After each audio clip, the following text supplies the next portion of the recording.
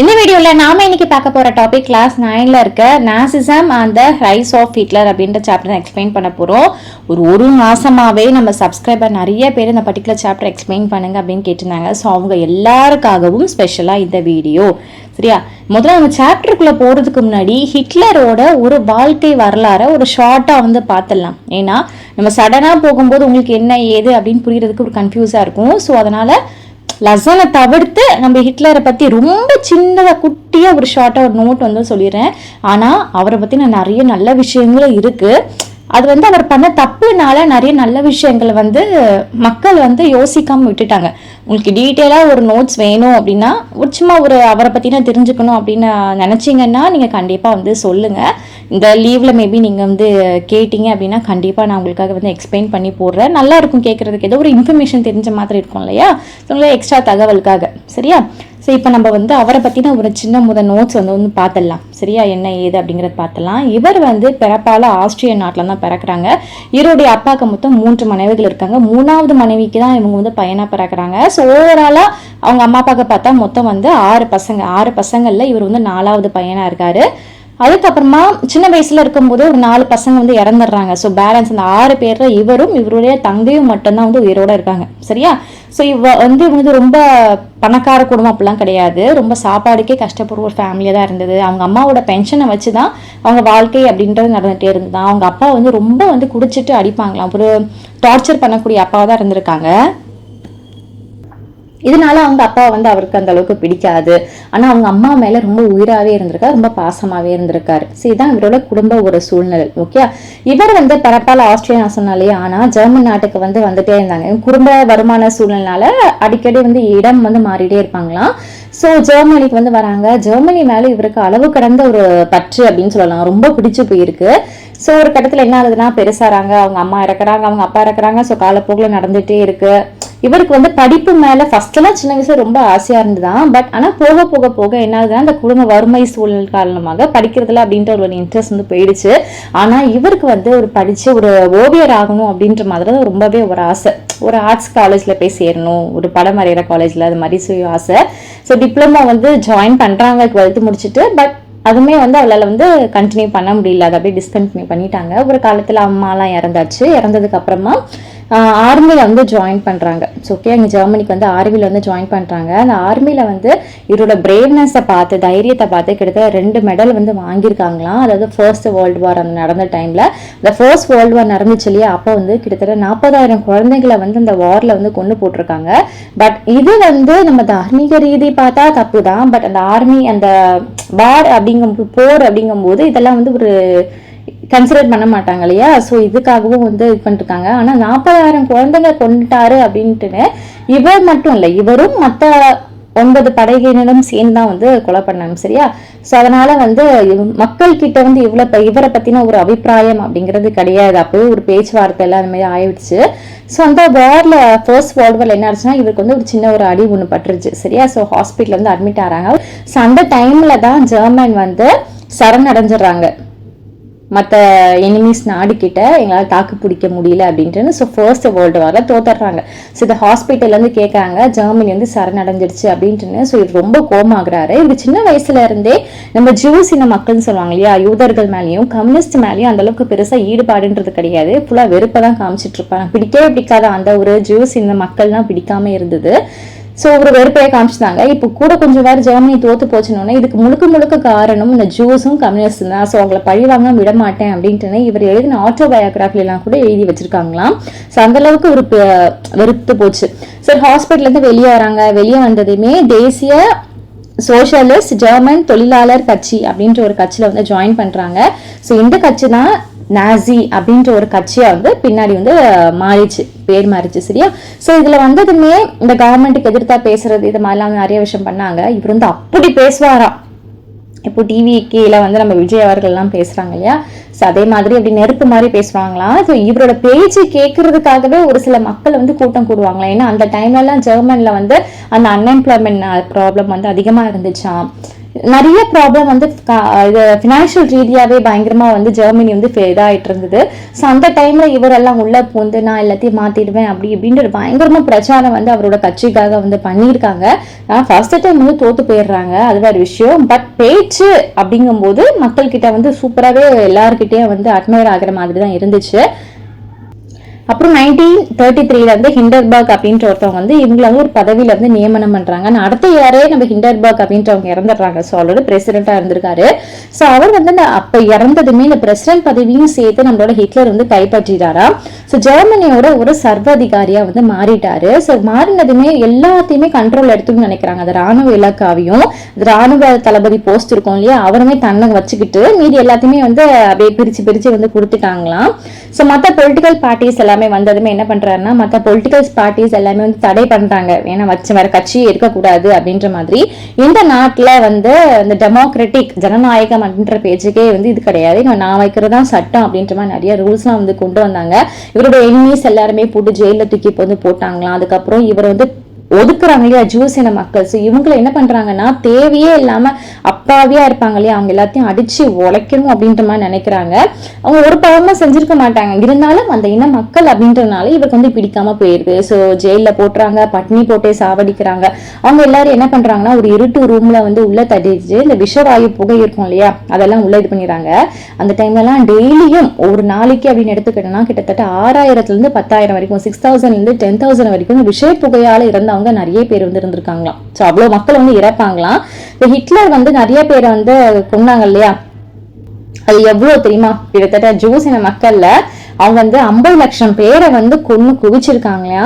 So first world வார்ல Germany தோல்வி அடைஞ்சது இல்லையா, யார்கிட்ட, பிரிட்டன் கிட்ட, பிரான்ஸ் கிட்ட எல்லாம் வந்து சரணடைஞ்சிச்சு இல்லையா. ஸோ அதனால இந்த நாடுகளையும் நான் பழி வாங்காம விட மாட்டேன் அப்படின்ற மாதிரி ஒரு குறிக்கோளா தான் இருந்திருக்காருங்க. அதனால அவர் உள்ள வந்ததுமே இந்த முப்படைகள்னு சொல்லுவாங்க இல்லையா, தரைப்படை, கப்பல் படை, விமானப்படை, இது 3 படைகளும் பயங்கரமா வந்து டெவலப் பண்றாங்க. நான் சொன்னல இதெல்லாம் நடக்குது, இன்னும் நிறைய விஷயம் நடந்துருக்கு. அவங்களுக்கு தனியா ஒரு வீடியோவா வேணா போடுறேன், கேளு. ஒரு 10 கமெண்ட் மேல வந்துச்சுன்னா கண்டிப்பா வந்து போடுறேன். நிறைய நல்ல விஷயமும் பண்ணிருக்காங்க. பட் அது வந்து இது பண்ண இந்த மாதிரி இத்தனை 50 லட்சம் பேரை கொண்டிருக்காங்கன்னா சும்மாவா. ஸோ அதனால இது பெருசா இருந்த உடனே நெகட்டிவ் பெருசா இருந்தோடனே பாசிட்டிவ் எல்லாம் ஒதுக்கிட்டாங்க. சரியா. இப்போதான் second world war. Second world வார்ல வந்து எவ்வளவு காலம் நடந்துச்சுன்னா கிட்டத்தட்ட 6 வருஷம் நடந்துச்சு. 1939 இருந்து ஆரம்பிச்சு 1945 வரைக்கும் நடந்துச்சு. ஸோ இவர் வந்து என்ன பண்ணாரு அப்படின்னா ஒரு அப்படியே ஜெயிச்சுட்டே இருக்க முடியாது இல்லையா. மற்ற நாடுகள் அந்த ஏலியன் பவர் நாடுகள் எல்லாமே வந்து கொஞ்சம் கைவோங்க ஆரம்பிச்சிருச்சு. சரி என்ன பண்ணாரு, தாக்கு பிடிக்க முடியாம ஒரு சுரங்க குழியில போய் இது பண்ணாங்க. இவரோட பர்த்டே பார்ட்டிலாம் செலக்ட் பண்ணிட்டு அப்பவே டிசைட் பண்ணிட்டாங்க, இந்த மாதிரி நம்ம வந்து இறந்து போயிடணும். சப்போஸ் நம்ம தோக்குற நிலைமையில வந்தா கூட நம்ம வந்து மத்தவங்க இந்த கிட்ட வந்து சாகக்கூடாது அப்படின்ற மாதிரி ஒரு நினைப்பு ஒண்ணு வந்து இருந்துச்சு. எப்படிப்பட்ட ஆளு இல்லையா. ஸோ எப்படி சரண்டர் ஆவாருது, அதனால இருந்துச்சு. 1945ல ஏப்ரல் 30 அன்னைக்கு ஈவினிங், ஓகே ஈவினிங் என்னாச்சுன்னா இந்த இட்டாலியோட சர்வாதிகாரியும் அவங்களோட ஒய்ஃபும் வந்து என்ன பண்றாங்கன்னா சுட்டு கொல்லப்பட்டுறாங்க. இது வந்து லேடியோட வந்து இருந்து கேட்கிறாரு. அப்ப நீங்க ஐட்டே முடிவு பண்ணிட்டாரு, நம்மளையும் இப்படி மாட்டினா சுட்டு கொன்றுவாங்க ஏலியன் நாடுகள்லாம் சேர்ந்து, எனிமி நாடெல்லாம் சேர்ந்து. ஸோ நம்ம அதுக்கு இது பண்ணக்கூடாது, அதுக்கு முன்னாடி நம்மளே செத்து போயிடணும் அப்படின்ட்டுன்னு இவருடைய ஒய்ஃப் ஈவா அப்படின்றவங்களும் ஒரு சுரங்கத்துல தான் இருக்காங்க. ஸோ ஒரு தங்க சுரங்கம் வச்சுக்கோங்களேன், உள்ள எல்லா ஃபெசிலிட்டிஸுமே இருக்கும். ஸோ இவருக்கு வந்து ஒரு பேச்சு அடிப்படுது, இந்த மாதிரி மக்களை ஃபுல்லாவே அந்த கண்ட்ரோல் வந்து நம்மளோட பிரான்ஸ் கிட்ட வந்து பிரிட்டன் கிட்ட வந்து போச்சு, அதனால வந்து எப்பனாலும் சுரங்கத்தை தாக்கலாம் அப்படின்ற மாதிரி நியூஸ் எல்லாமே வந்து வருது. ஸோ என்ன பண்ணிட்டாங்கன்னா ஒரு உயில் ஒன்று வந்து எழுதி வச்சுறாங்க, இது மாதிரி நானும் ஈவாவும் வந்து இது பண்ணி இறக்குறோம் அப்படின்னா என்னோட உடலை வந்து நீங்க மற்ற அந்த எனிமி நாடு கிட்ட சேராத வண்ணம் நீங்க வந்து பாத்துக்கணும். என்னோட உடலை வந்து போர்வையில சுத்தி என்னோட ட்ரெஸ், என்னோட லெட்டர்ஸ், கண்ணாடி, அங்க இருக்கக்கூடிய திங்ஸ் எல்லாத்தையுமே எடுத்து நீங்க வந்து சேர்த்து பெட்ரோல் ஊற்றி எரிச்சிடணும். என்னோட சாம்பல் கூட அவங்களோட அந்த எனிமி கிட்ட போயிடக்கூடாது அப்படின்ற மாதிரிலாம் வந்து நினைக்கிறாங்க. உயிர் எழுதி வச்சுட்டு இவர் வந்து துப்பாக்கியால சுத்திடுறாங்க. அவனோட ஒய்ஃப் வந்து சைனைட் சாப்பிட்டு வந்து இறந்துடுறாங்க. ஸோ கொஞ்ச நேரம் கழிச்சு அந்த சுரங்க பாதைக்கு வந்து இந்த பிரிட்டன் பிரான்ஸ் படையினர் வரும்போது இவங்களை வந்து காணும். ஏன்னா அதுக்கு முன்னாடி இவருடைய நம்ம ஹிட்லரோட உதவியாளர்கள் எல்லாமே சேர்ந்து இவரோட பாடி எடுத்துட்டு போய் பக்கத்துல இருக்க பெட்ரோல் பேங்க்ல வந்து பெட்ரோல் ஊற்றி எரிச்சு ஃபுல்லா வந்து இது பண்ணிடுறாங்க. ஓகேவா. ஸோ பார்க்கும்போது பாடியை காணும், பட் எல்லாம் சொல்றாங்க இது மாதிரி வந்து உயிர் எழுதி வச்சிருந்தாங்க, நாங்கள் வந்து கொண்டுட்டோம், மீன்ஸ் அவங்களே செத்து போயிட்டாங்க, அவங்களோட பாடி வந்து நாங்கள் பர்ன் பண்ணிட்டோம்னு சொல்றாங்க. பட் இது வந்து நம்மளோட பிரிட்டன் அண்ட் பிரான்ஸ் படையினர் வந்து அந்த ஆர்மியை வந்து ஏத்துக்கல. ஏன்னா வந்து இவர் எப்பேற்பட்டாலும் இவரே எப்படி பயந்து போய் எப்படி சாவாரு, இவர் வந்து தப்பி ஓடிட்டாரு, இவர் வந்து தலைமறைவா இருக்காரு அப்படின்ற ஒரு டாக் வந்து பல வருஷங்களுக்கு வந்து போயிட்டே தான் இருந்துச்சான். ஸோ இதுதான் அவரோட வாழ்க்கை வரலாறு. இப்போ நீங்கள் பார்த்துக்கிட்டீங்களா, தெரிஞ்சிருச்சு அவர் 10 நிமிஷம் தான். ஸோ ரொம்ப லேட் ஆகிட்டு, பட் இதுவே நான் சுருக்கமாக தான் சொல்லியிருக்கேன். எப்படிப்பட்டு அந்த ஒரு சர்வாதிகாரத்தில் இருந்த ஆள் நம்மளோட பாடி மற்றவங்களுக்கு கிடைக்கக்கூடாது அப்படின்றதுக்காக கூட தற்கொலை பண்ணிக்கிட்டார். இவர் தான் வந்து ஹிட்லர். சரி, ஓகேவா. ஸோ இப்போ நம்ம வந்து ஸ்டோரிக்குள்ளே போயிடலாம், சாப்டருக்குள்ளே போயிடலாம். இப்போ உங்களுக்கு ரொம்ப ஈஸியாகவே புரியும். 1945 ஒரு 11 வயசு ஜெர்மன் பையன் வந்து கட்டில் மேல வந்து படுத்திருக்கான். பட் அவனோட அம்மா அப்பா வந்து ஏதோ பேசிட்டு இருக்கிறது வந்து லிசன் பண்றான். அப்பா வந்து டாக்டரா இருக்காங்க. இவங்க வந்து என்ன பேசிட்டு இருக்காங்க அப்படின்னா, நம்ம வந்து நான் வந்து அப்பா வந்து அம்மா கிட்ட பேசிட்டு இருக்காங்க, நான் மட்டும் வந்து சூசைட் பண்ணிக்கிட்டுமா, இல்லை ஹோல் ஃபேமிலியுமே சேர்ந்து சூசைட் பண்ணிக்கிட்டுமா, அந்த மாதிரிலாம் வந்து பேசிட்டு இருக்காங்க. ஏன் அப்படின்னா இவங்களுடைய அப்பா வந்து நம்மளோட அடால்ஃப் ஹிட்லர் இருக்காங்களே அவங்களோட ஒரு ஃபாலோவர் அப்படின்னு சொல்லலாம். ஓகே. ஸோ ஹிட்லருக்காக வந்து வேலை பார்க்குறாங்க. இப்போ வந்து 2ஆம் உலக போர் நடந்துட்டு இருக்கு, செகண்ட் வேர்ல்டு வார் நடந்துட்டு இருக்கு இல்லையா. ஸோ இந்த டைம்ல ஹிட்லரே ஓடி ஒளிகிறாங்க. ஸோ எப்படி நம்ம ஜெர்மனி வந்து கண்ட்ரோல் பண்ணிடுவாங்க, ஏலியன் நாடு அப்படின்ற மாதிரி தெரியும். ஸோ அதனால என்ன பண்றாங்கன்னா, மற்றவங்க கிட்ட மாட்டணும் அப்படின்னா ரொம்ப துன்புறுத்தி சித்திரவதை பண்ணி சாவடிப்பாங்க. ஏன்னா நம்ம பண்ண வேலை சும்மா கிடையாது இல்லையா. ஸோ அதனால அதுக்கு முன்னாடி நம்மளே செத்து போயிடலாமே அப்படின்னு நினைக்கிறாங்க. ஸோ இதெல்லாமே அந்த பையன் வந்து கேட்டுட்டே இருக்கான். அடுத்த நாள் அவங்க அப்பா என்ன செய்யறாங்கன்னா, அங்கே வுட் அப்படின்னு ஒரு மாதிரி இருக்கும், சும்மா ஒரு சின்ன ஒரு பாதாள இடம் மாதிரி, சும்மா பிளே ஏரியா மாதிரி இருக்கும், சரியா. அங்கே கூப்பிட்டு போயிட்டு அங்கெல்லாம் ஜாலியாக அன்னைக்கு ஃபுல்லாக வந்து கழிக்கிறாங்க. அதுக்கப்புறமா அவங்க அப்பா வந்து அவரோட ஆஃபீஸில் வந்து துப்பையை கிச்சு சுட்டுட்டு அவர் செத்து போயிடுறாரு. ஸோ இந்த பையன் இதெல்லாமே கண்கூடா பார்க்குறான். அதுக்கப்புறமா தான் இந்த பையனுக்கு வந்து அப்போ 11 வயசான ஆகுது. ஸோ ஒரு ரியலைஸ் பண்ணியே தெரியல, அவங்க அப்பா வந்து ஹிட்லர் கீழே வேலை பார்க்குறாங்க அந்த மாதிரிலாம் வந்து தெரியல. ஆனால் கிட்டத்தட்ட அந்த கட்டத்துலேருந்து ஆரம்பிச்சு ஒரு 9 வருஷத்துக்கு அவன் வந்து அவங்க அம்மா கையால் சாப்பிடவே இல்லையா.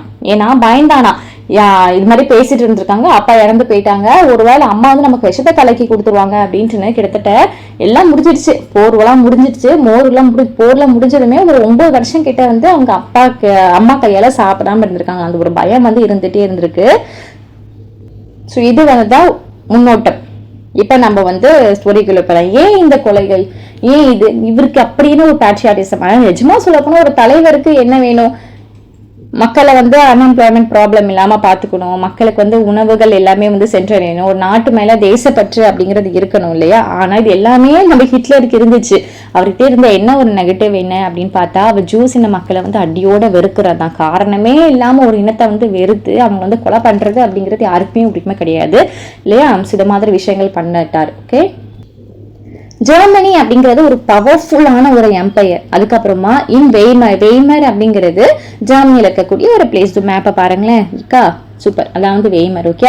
ஜெர்மனி வந்து ஃபர்ஸ்ட் வேர்ல்டு வார் வந்து கிட்டத்தட்ட 4 வருஷம் வந்து நடந்துச்சு. 1940 ஆரம்பிச்சு 1918 வரைக்கும் நடந்துச்சு.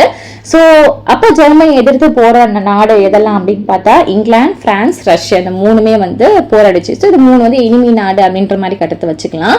ஸோ ஜெர்மனி வந்து பிரான்ஸையும் பெல்ஜியத்தையும் ஒரு கட்டத்தில் வந்து ஆக்குபை பண்ணிட்டாங்க. ஆனால் அந்த ஏலியன் நாடுகள் எல்லாமே சேர்ந்து, அந்த எனிமி நாடுகள்லாம் என்ன சேர்ந்து யூஎஸ் கூட வந்து ஒரு ஒப்பந்தம் மாதிரி பேசி அவங்க கிட்ட உதவியோட என்ன பண்ணாங்கன்னா 1917 ஓகேவா, போர் முடிகிறதுக்கு ஒரு வருஷம் முன்னாடி சேர்ந்து என்ன பண்ணாங்கன்னா கூட்டு முயற்சியோட இவங்க ஜெர்மனியை வந்து வீழ்த்திட்டாங்க.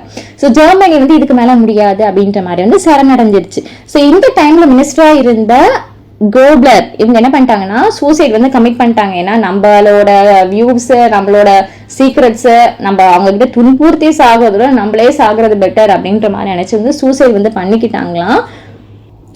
இந்த ஜெர்மனி சரணடைஞ்சது இல்லையா, இந்த போர் நடந்துட்டு இருந்தது இல்லையா, இந்த டைம்ல என்ன ஆச்சு அப்படின்னா நிறைய பேர் வந்து ஜெர்மனி வந்து மக்கள் வந்து மற்ற நாடுங்க மேல தாக்குதல் நடத்தி பயங்கரமான ஒரு போர்லாம் வந்து போயிட்டு இருந்திருக்கு. ஸோ இந்த ஒரு பர்டிகுலர் வாரை நிறைய பேர் வந்து இறக்குறாங்க இல்லையா. இந்த ஒரு பர்டிகுலர் வாரை இந்த ஹிஸ்டரி வந்து என்ன சொல்லுது அப்படின்னா, இது வந்து ஜியோசிடல் வார் அப்படின்ற மாதிரி சொல்றாங்க. ஸோ நிறைய பேர் வந்து அந்த கேசிங் சாம்பர்ல வந்து போட்டாங்க. ஓகேவா, அது புகை நான் சொன்னால விஷவாயு தாக்குற புகைக்குள்ள போட்டாங்கன்ட்டு. ஸோ அந்த கேசிங் சாம்பருக்குள்ள போட்டாங்க. இந்த போர்ல கிட்டத்தட்ட 6 மில்லியன் ஜூஸ், அதுக்கப்புறம் 1 மில்லியன் சிவிலியன், 70,000+ ஜெர்மன் மக்கள் வந்து கொல்லப்பட்டிருக்காங்க. அண்ட் இந்த கிரைம் எல்லாத்தையுமே வந்து ஏலியன் கண்ட்ரி வந்து ரொம்ப கோவமா இருந்தாங்களா ஜெர்மனி மேல. ஜெர்மனி டிஃபெக்ட் ஆனதோ ஜெர்மனோட எம்பரர் வந்து அவங்களோட வந்து த்ரான் எடுத்து கொடுத்துட்டாங்க. ஸோ அந்த இடத்துல ஒரு புது டெமோக்ராட்டிக் கவர்மெண்ட் வந்து ஃபார்ம் ஆச்சு வேவர் அப்படின்ற ஒரு டவுன்ல. ஸோ அதை தான் நம்ம வந்து வேவர் ரிபப்ளிக் அப்படின்னு சொல்லுவோம். ஸோ இந்த வேமர்ல வந்து ஜெர்மன்ஸ்க்காக ஒரு பார்லிமெண்ட்ரி செட்டப் வந்து ஸ்டார்ட் பண்ணணும் அப்படின்ட்டு நேஷனல் அசம்பிளி எல்லாம் சேர்ந்து ஒன்று கூடிச்சு. ஸோ இந்த அசம்பிளி பார்லிமெண்ட்டை தான் ரிட்ஸ்டாக் அப்படின்னு வந்து சொல்லுவாங்க. அப்படின்னா எல்லாரும் இந்த இடத்துல வந்து ஓட்டு போடணும், அதாவது ஈக்குவலியா ஓட்டு போடணும். அந்த மாதிரி விமென்ஸ்க்கும் இந்த இடத்துல வந்து முன்னுரிமை கொடுக்கணும். ஃபர்ஸ்ட் வந்து மென்க்கு மட்டும் தான் ஓட்டு உரிமை அப்படின்னு சொன்னாங்கல்ல. ஸோ அப்படிலாம் இல்லாம விமனுமே ஓட்டு போடணும் அப்படின்ற மாதிரி வந்து சொன்னாங்களாம். ஆனா இந்த ஒரு வேமர் ரிபப்ளிக் அப்படின்றது அங்க இருக்கக்கூடிய ஜெர்மன்ஸ்க்கு வந்து நிறைய பேருக்கு வந்து பிடிக்கல. ஏன்னா போருக்கு பிறகு அந்த வெர்சைலஸ் இது வந்து பீஸுக்காக ஒரு அமைதிக்காக ஒரு ஒப்பந்தம் வந்து போட்டாங்களே. ஆனா அதுவே ரொம்ப ஹார்ஷா இருந்துச்சு அப்படின்னு நிறைய பேர் வந்து நினைச்சாங்க. மேம் நெக்ஸ்ட் பார்க்க போறது வந்து the effect of war. Okay, அந்த வாரோட அந்த எஃபெக்ட் எப்படி இருந்துச்சு அப்படின்றதான் பார்க்க போறோம்.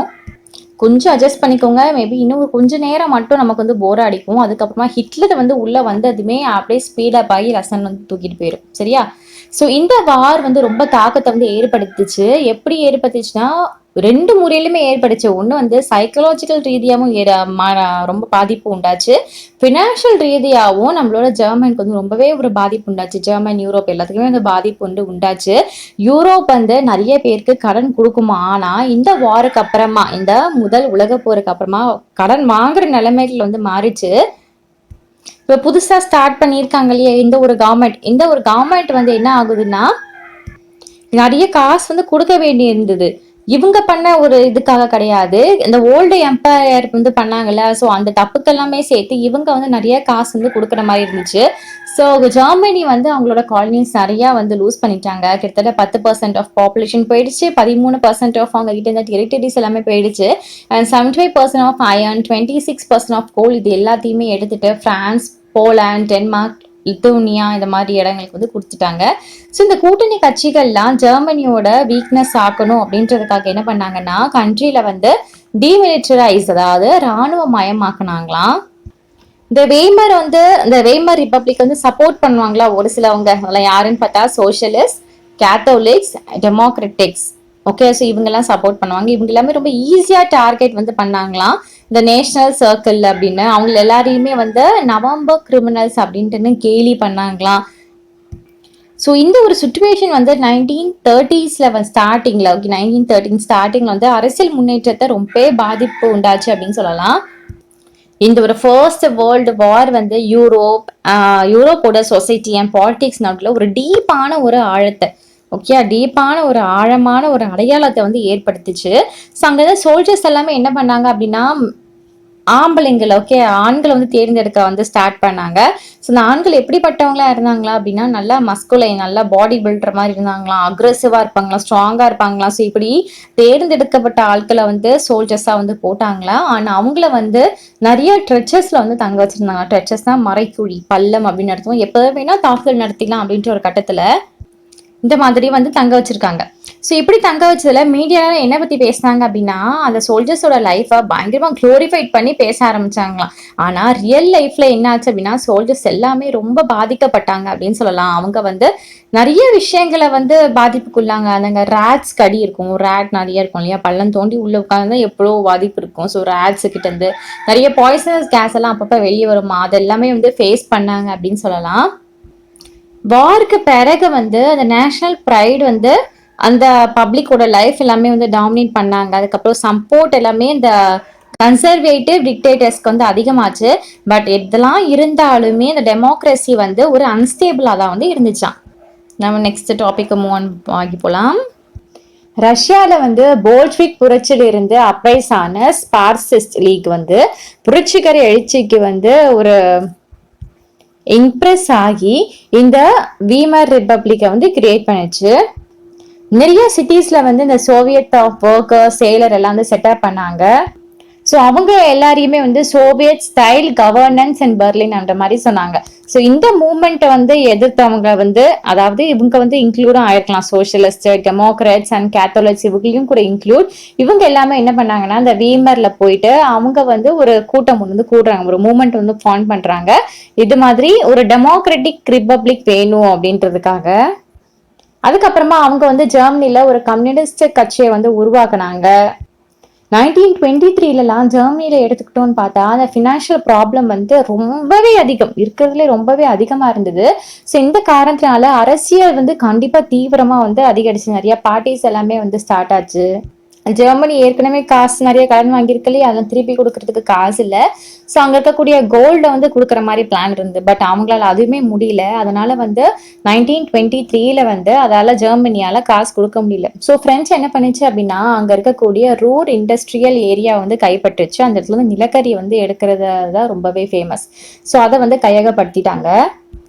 ஸோ இந்த மாதிரி இவ்வளோ ப்ராப்ளமா இருக்கே, ஃபினான்ஷியல் ரீதியாக இவ்வளோ கஷ்டமா இருக்கே அப்படின்ட்டுன்னு என்ன செஞ்சாங்களாம், ஜெர்மனி ஒரு கட்டுப்பாடு இல்லாமல் இந்த பணம் இருக்கு இல்லையா அது எல்லாமே அச்சடிக்க ஸ்டார்ட் பண்ணிட்டாங்க. பணம் இருந்துச்சுன்னா நமக்கு எவ்வளோ வேணாலும் வித்து வித்து எல்லாமே வாங்கிட்டே இருக்கலாமே அப்படின்ற ஒரு எண்ணம் ரொம்ப தப்பாக கணக்கு போட்டாங்க ஆக்சுவலி. ஸோ வந்து அச்சடிக்க வந்து ஸ்டார்ட் பண்ணிட்டாங்களாம். ஸோ இப்படி கட்டுப்பாடு இல்லாமல் அச்சடிக்கிறதுனால என்ன ஆச்சு அப்படின்னா அந்த ஊரில் வந்து ஹைப்பர் இன்ஃப்ளேஷன், மிகையான பணவீக்கம் வந்து உண்டாச்சு. ஸோ அந்த பணவீக்கம் உண்டானால ஜெர்மனோட அந்த ரூபாய்க்கு ஒரு மதிப்பு இருக்கும் இல்லையா, அந்த மதிப்பு வந்து ரொம்பவே வீழ்ச்சி அடைஞ்சிச்சுன்னு சொல்லலாம். ஏப்ரல் 1923 ஒரு US$ வந்து சமம் எது அப்படின்னு பார்த்தா 24,000 இந்த மாதிரியா. அதுக்கப்புறம் இதே ஜூலைல எடுத்துக்கிட்டோம் அப்படின்னா ஒரு US$ ஈக்குவல் டு 3,53,000 கிட்ட மாதிரி ஆயிருந்தது. ஸோ ஆகஸ்ட்லேயே மறுபடியும் ஆகஸ்ட்ல 1 ஓகேவா, ஒரு US$ ஈக்குவல் டு 46,21,000. ஸோ இப்படி ஒரு பணம் வீக்கம் இருந்துச்சு அப்படின்னா வச்சுக்கோங்களேன், எதுவுமே நம்மளால வந்து கண்ட்ரோல் பண்ண முடியாது, ப்ரைசஸ் அதிகமாயிரும், எல்லாருக்குமே மக்களுக்கு வந்து பாதிப்பு உண்டாயிரும். ஸோ இங்கேயும் அதே மாதிரி தான் நடக்குது. இது பேர் தான் வந்து ஹைப்பர் இன்ஃப்ளேஷன் அப்படின்னு சொல்லுவாங்க. ஸோ எல்லா பொருட்களோட எல்லா விலையுமே வந்து அதிகமாயிடுச்சு. ஸோ ஃபைனலா இதை பார்த்துட்டே இருந்தாங்க அமெரிக்கன்ஸ், ஐயோ பாவம் இப்படி கஷ்டப்படுறாங்க அப்படின்ட்டுன்னு. ஸோ இந்த அமெரிக்கன்ஸ் தலையிட்டு ஜெர்மனுக்கு வந்து ஹெல்ப் பண்ணாங்க. அதுக்கப்புறம் ஏன்னா இவங்க ஹெல்ப் பண்ணதுனால அந்த ஜெர்மன் மக்கள் கிட்ட இருக்கக்கூடிய அந்த பினான்சியல் ஒரு அழுத்தம் இருக்கும் இல்லையா, ப்ரெஷர் இருக்கும் இல்லையா, அது வந்து கொஞ்சமே ஒரு கம்மியாச்சு அப்படின்னு சொல்லலாம். நம்ம நெக்ஸ்ட் பார்க்க போறது இயர்ஸ் ஆஃப் டிப்ரெஷன் அப்படிங்கிறது ஒரு பீரியட்ல, அதாவது இந்த அமெரிக்கன்ஸ் வந்து ஹெல்ப் பண்ணாங்க இல்லையா, ஸோ அதுல இருந்து ஒரு 1924 இருந்து 1928 கிட்டத்தட்ட ஒரு 4 வருஷத்துக்கிட்ட இந்த ஒரு நிலைமை அப்படிங்கிறது கொஞ்சம் ஸ்டேபிளா தான் போயிட்டு இருந்தது. அதாவது நிலைமை மேலோட்டமா பாக்குறதுக்கு ஸ்டேபிளா போயிட்டு இருந்தது. ஆனா அந்த பேஸ் ஃபவுண்டேஷனே ஆல்ரெடி ரொம்ப சிக்கலா இருக்கு இல்லையா, ஸோ அது ரொம்ப வீக்கா தான் இருந்துச்சு. மேலோட்டமா பார்க்க ஓகேப்பா ஏதோ மக்கள் ஒப்பேத்துறாங்க அப்படின்ற மாதிரி தான் இருந்துச்சு. ஸோ ஜெர்மனோட அந்த இன்வெஸ்ட்மெண்ட், இந்த இண்டஸ்ட்ரியல் எல்லாமே அமெரிக்காவோட அந்த ஷார்ட் டேர்ம் லோனை நம்பிதான் இருந்துச்சான்.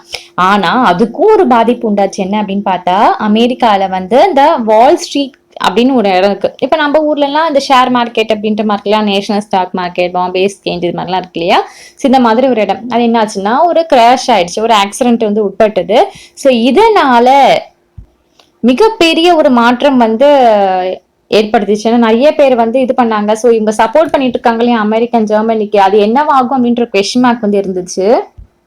24 அக்டோபர் 1929 வந்து கிட்டத்தட்ட 13 மில்லியன் ஷேர்ஸ் வந்து பயந்து போயே வந்து வித்துட்டாங்களாம். ஐயோ கிராஷ் ஆயிடுச்சு, இனிமே அவ்வளவுதான், நமக்கு இதுக்கு மேல நம்ம ஷேரை வச்சிருந்தோம்னா விலை ஏறாது, நமக்கு தான் நட்டோம் அப்படின்ட்டு நிறைய 13 மில்லியன்னா சும்மா கிடையாது இல்லையா, 13 மில்லியன் ஷேர்ஸை வந்து பயத்துல இருந்து வித்துட்டாங்களாம். ஸோ இது வந்து மிகப்பெரிய ஒரு எக்கனாமிக் டிப்ரெஷன் வந்து உண்டாச்சு. அடுத்த ஒரு 3 வருஷத்துக்கு 1929 இருந்து 1932 வரைக்குமே அந்த யுஎஸ்ஏ நேஷனோட இன்கம் வந்து ரொம்பவே பாதி ஆயிடுச்சா. அங்க இருக்கக்கூடிய ஃபேக்டரிஸ் எல்லாமே க்ளோஸ் ஆயிடுச்சு, எக்ஸ்போர்ட் ரொம்ப வீழ்ச்சி ஆயிடுச்சு, ஃபார்மர்ஸ் எல்லாமே ரொம்ப கஷ்டப்பட்டாங்க. அதுக்கப்புறம் அங்க இருக்கக்கூடிய இன்வெஸ்ட்மெண்ட் எல்லாமே அவங்க மார்க்கெட் விட்டு வெளியே வந்து வந்துட்டாங்களாம். ஸோ அமெரிக்கால வந்து இந்த ஒரு நிலைமை ரொம்ப மோசமா இருக்கு இல்லையா, இதோட பாதிப்பு அப்படிங்கிறது வேர்ல்டு ஃபுல்லாவே இருந்துச்சு. ஆனாலுமே வேர்ல்டு ஃபுல்லாவும் பார்த்துட்டு தான் இருந்து வேர்ல்டு ஃபுல்லா பாதிப்பும் இருந்துச்சு. இப்பவுமே பாருங்களேன் அமெரிக்கால ஏதாவது ஒரு அடிபட்டுச்சு அப்படின்னா நம்ம ஃபுல் இன்வெஸ்ட்மெண்ட் நிறைய பண்றோம் இல்லையா ஸ்டாக் மார்க்கெட்ல, ஸோ பண்ணும்போது என்ன ஆகுதுன்னா ஃபுல்லாவே வந்து அடி வாங்கும்னு சொல்லுவாங்க. ஓகேவா, ஸோ நீங்க பெருசானா மேபி உங்களுக்கு இதெல்லாம் தெரியும். ஸோ அந்த அமெரிக்காவோட நிலைமை பார்த்து எல்லா வேர்ல்டு ஃபுல்லாவும் கொஞ்சம் ஒரு இது இருந்தாலுமே ஜெர்மனிக்கு வந்தோட பாதிப்பு அதிகம். ஏன்னா அவங்க முழுக்க முழுக்க அந்த ஷார்ட் டேர்ம் லோன் நம்பி தான் இருந்தாங்க. ஸோ அந்த ஊருக்கு ஜெர்மனி நாட்டுக்கு வந்து பாதிப்பு அப்படிங்கிறது ரொம்பவே அதிகம். ஸோ 1932 வந்து ஜெர்மனியில் இந்த இண்டஸ்ட்ரியல் ப்ரொடக்ஷன் வந்து 40% வந்து குறைஞ்சிருச்சு. அன்எம்ப்ளாய்மெண்ட் ப்ராப்ளம் வந்து கிட்டத்தட்ட 6 மில்லியனுக்கு போயிடுச்சு. 6 மில்லியன் மக்கள் வந்து வேலை இல்லாத அப்படியே வீட்டில தான் உட்காந்துருந்தாங்களாம். ஸோ இதனால அந்த ஸ்ட்ரீட்ல எல்லாம் பார்க்கும்போது போர்ட்லாம் நிறைய பேர் வந்து ஏந்திட்டு போர்ட் சைன் போர்ட்லாம் இருக்கு இல்லையா, நாங்க வந்து என்ன வேலை கொடுத்தாலும் செய்யறோம் அப்படின்ற மாதிரிலாம் வந்து எழுதி வச்சிருந்தாங்க. யாராவது எங்களை வேலைக்கு மட்டும் கூப்பிடுங்க அப்படின்ற மாதிரி நிறைய எழுதி வச்சிருந்தாங்க. நிறைய அன்எம்ப்ளாய்மெண்ட் யூத் எல்லாமே அங்க வந்து வேலைக்கு போற தாட்டே விட்டுட்டு விளையாட வந்து ஸ்டார்ட் பண்ணிட்டாங்களாம். பிளேயிங் கார்ட்ஸ் எல்லாம் விளையாட அப்படி இப்படி மாதிரி ஸ்டே பண்ணிட்டாங்களாம். இன்னும் நிறைய பேர் வந்து வேலைக்கு போயே ஆகணும் அப்படின்ற கட்டாயத்தில் இருக்கிறவங்க எல்லாமே இந்த ஜாப் சென்டர்ல நிறைய கியூல லைன்ல கட்டி நின்று பார்க்கக்கூடிய அந்த போட்டோஸ்ல வந்து பாக்குறீங்களா, அதெல்லாம் வந்து நிறைய இருந்துச்சு. ஸோ இந்த அன்எம்ப்ளாய்மெண்ட் தாக்கம் எப்படி இருந்தது அப்படின்னா, அந்த யூத்தை வந்து வேலை இல்லாம எத்தனை நாள் இருக்கும், காசு வேணும் இல்லையா, ஸோ ஒரு கிரைம் பண்றதுக்கு, திருடுறதுக்கு, கொள்ளையடிக்கிறதுக்கு வந்து நிறைய வந்து ஸ்டார்ட் பண்ணாங்க. ஸோ இதெல்லாம் எப்படி ஒரு ப்ராப்ளம் வருதுன்னா எங்க போய் பாதிப்பு உண்டாகுது அப்படின்னு பாக்குறோம் இல்லையா. ஸோ வந்து கிரைம் பண்ண வந்து ஸ்டார்ட் பண்ணாங்க. இந்த ஒரு எக்கனாமிக் நிலைமை பார்த்து மக்கள் கிட்ட ஒரு பயம், ஒரு ஸ்ட்ரெஸ் எல்லாமே வந்து இருந்துச்சான். அதுவும் பர்டிகுலரா இந்த மிடில் கிளாஸ் பீப்புள் எல்லாமே இருப்பாங்க இல்லையா, ஸோ அவங்க அதுக்கப்புறம் சேலரிட் எம்ப்ளாய்டு எல்லாமே அவங்க பென்ஷன்லாம் வச்சிருந்தாங்கன்னா அவங்க வந்து சேர்த்து வச்சிருந்த மணி கூட இந்த இன்ஃப்ளமேஷனால போகுமோ அப்படின்ற ஒரு பயத்துல இருந்துட்டு ஸோ போயிட்டே தான் எதுவும் இருந்துச்சு. நிறைய பேர் வந்து கொஞ்சம் ஓகேவா வசதியா இருந்தவங்க எல்லாமே புவரா ஆயிட்டாங்களா. அந்த அன்எம்ப்ளாய்மெண்ட் வந்து இன்னுமே வந்து அதிகப்படுத்திச்சான். ஸோ இப்படி புவரா அன்எம்ப்ளாய்மெண்ட்டுக்கு பயந்து இருப்போம் இல்லையா, ஸோ இது பேரு தான் வந்து ப்ரோலிட்டாரினேஷன் அப்படிங்கிறது. அப்புறம் இந்த ஆர்கனைஸான ஒர்க் எல்லாம் கொஞ்சம் ஒரு பெட்டரா வந்து மேனேஜ் பண்ணிப்பாங்க. ஆனாலுமே இந்த அன்எம்ப்ளாய்மெண்ட் வந்து அவங்க எந்த அளவுக்கு தள்ளிடுச்சு அப்படின்னு பார்த்தா இன்னும் கொஞ்சம் பெட்டர் வேஜஸ் கொடுத்தா நாங்கள் வேலை பார்ப்போம் அப்படின்னு சொன்னதுனால அவங்களே வந்து வேலை இல்லாம வந்து முடிஞ்சு போச்சு. ஸோ ஃபார்மர்ஸ் எல்லாமே ரொம்ப அஃபெக்ட் ஆனாங்க. ஏன்னா கிராப்போட ப்ரைஸஸ் எல்லாமே ஃபுல்லாவே வந்து கம்மியாயிடுச்சு. அதனால அப்புறம் விமென்ஸ் வந்து என்ன பண்ணாங்கன்னா அவங்களுக்கு ஃபேமிலிக்கு சாப்பாடு கொடுக்கணும் இல்லையா, ஸோ அந்த ஒரு கஷ்டத்துக்கு வந்து ரொம்ப சம்பாதிச்சு காசு கொடுத்தாங்கன்னா எல்லாத்தையும் வாங்கி வச்சு நம்ம சமைச்சு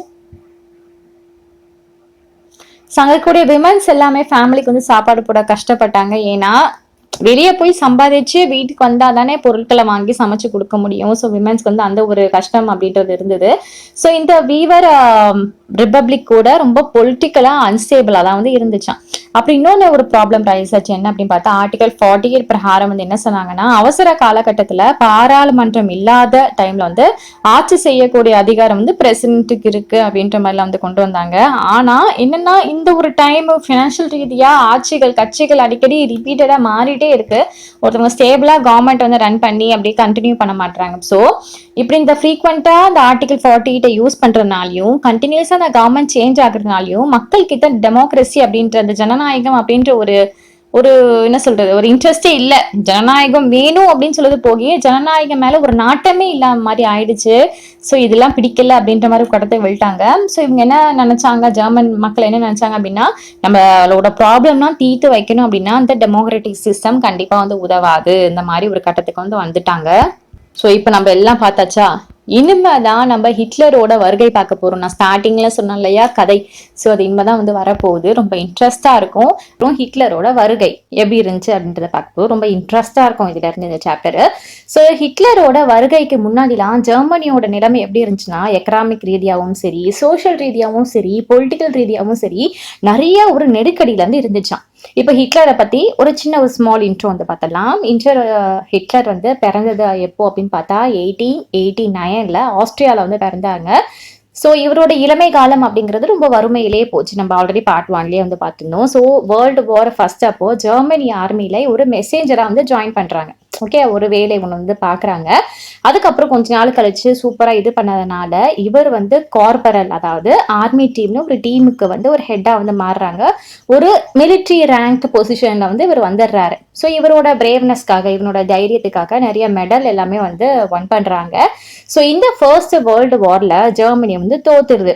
அதுக்கப்புறமா இந்த தோத்தது காரணமாகவும் வெர்சலைஸோட ஒப்பந்தம் காரணமாகவும் ஹிட்லர் வந்து ரொம்ப கோபமா வந்து இருந்தாராம்.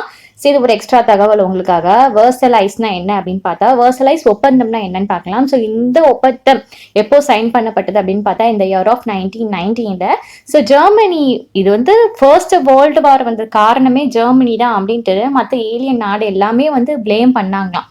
பட் இது வந்து பொதுவா ஜெர்மனி மேல மட்டும் நம்ம வந்து குற்றம் சொல்ல முடியாது. பட் ஓவராலா ஒரு ஸ்டெப் வந்து ஒரு இனிஷியேட்டிவ் ஒரு போர் வர்றதுக்கு காரணமா இருந்தது வந்து ஜெர்மனி. ஸோ ஃபோர்ஸ் பண்ணி நீங்க தான் காரணம் அப்படின்ற மாதிரி வந்து பிரேம் பண்ணாங்க. ஸோ அதனால இவ்வளோ ஒரு நெருக்கடி உண்டாயிடுச்சு இல்லையா, இவ்வளோ சொத்து எல்லாமே போயிடுச்சு இல்லையா, ப்ராப்பர்ட்டி லாஸ், உயிர் டெத் ஆயிடுச்சு இல்லையா. ஸோ அதுக்கு காம்பன்சேட் பண்ற விதமா நிறைய ஜெர்மனி இருக்க கூட அந்த டெரிட்டரி எல்லாமே சரண்டர் பண்ணணும், நீங்க பெரிய ஹியூஜ் அமௌண்ட் ஆஃப் மணி வந்து பே பண்ணணும், அப்புறம் வந்து மிலிட்ரி ரிஸ்ட்ரிக்ஷன் எல்லாமே அக்செப்ட் பண்ணணும், உங்களோட காலனிஸ் எல்லாமே எல்லா நாட்டுக்கும் வந்து கொடுக்கும், இந்த மாதிரி நிறைய ஒரு ஒப்பந்தம்லாம் போட்டு அதுல வந்து ஃபோர்ஸ்ஃபுல்லா அதுல வந்து சைன் பண்ண வைக்கிறாங்க. ஸோ இது எல்லாமே ஹிட்லருக்கு வந்து ரொம்ப கோமா ஏற்படுத்திச்சு. இதுதான் அந்த வெர்சலைஸ் ஒப்பந்தம் அப்படிங்கிறது. ஸோ இதனாலையுமே ஹிட்லர் வந்து மற்ற அவங்க கண்ட்ரிஸ் மேல மற்ற நாடு மேல ரொம்ப கோவமா இருந்தாங்களாம்.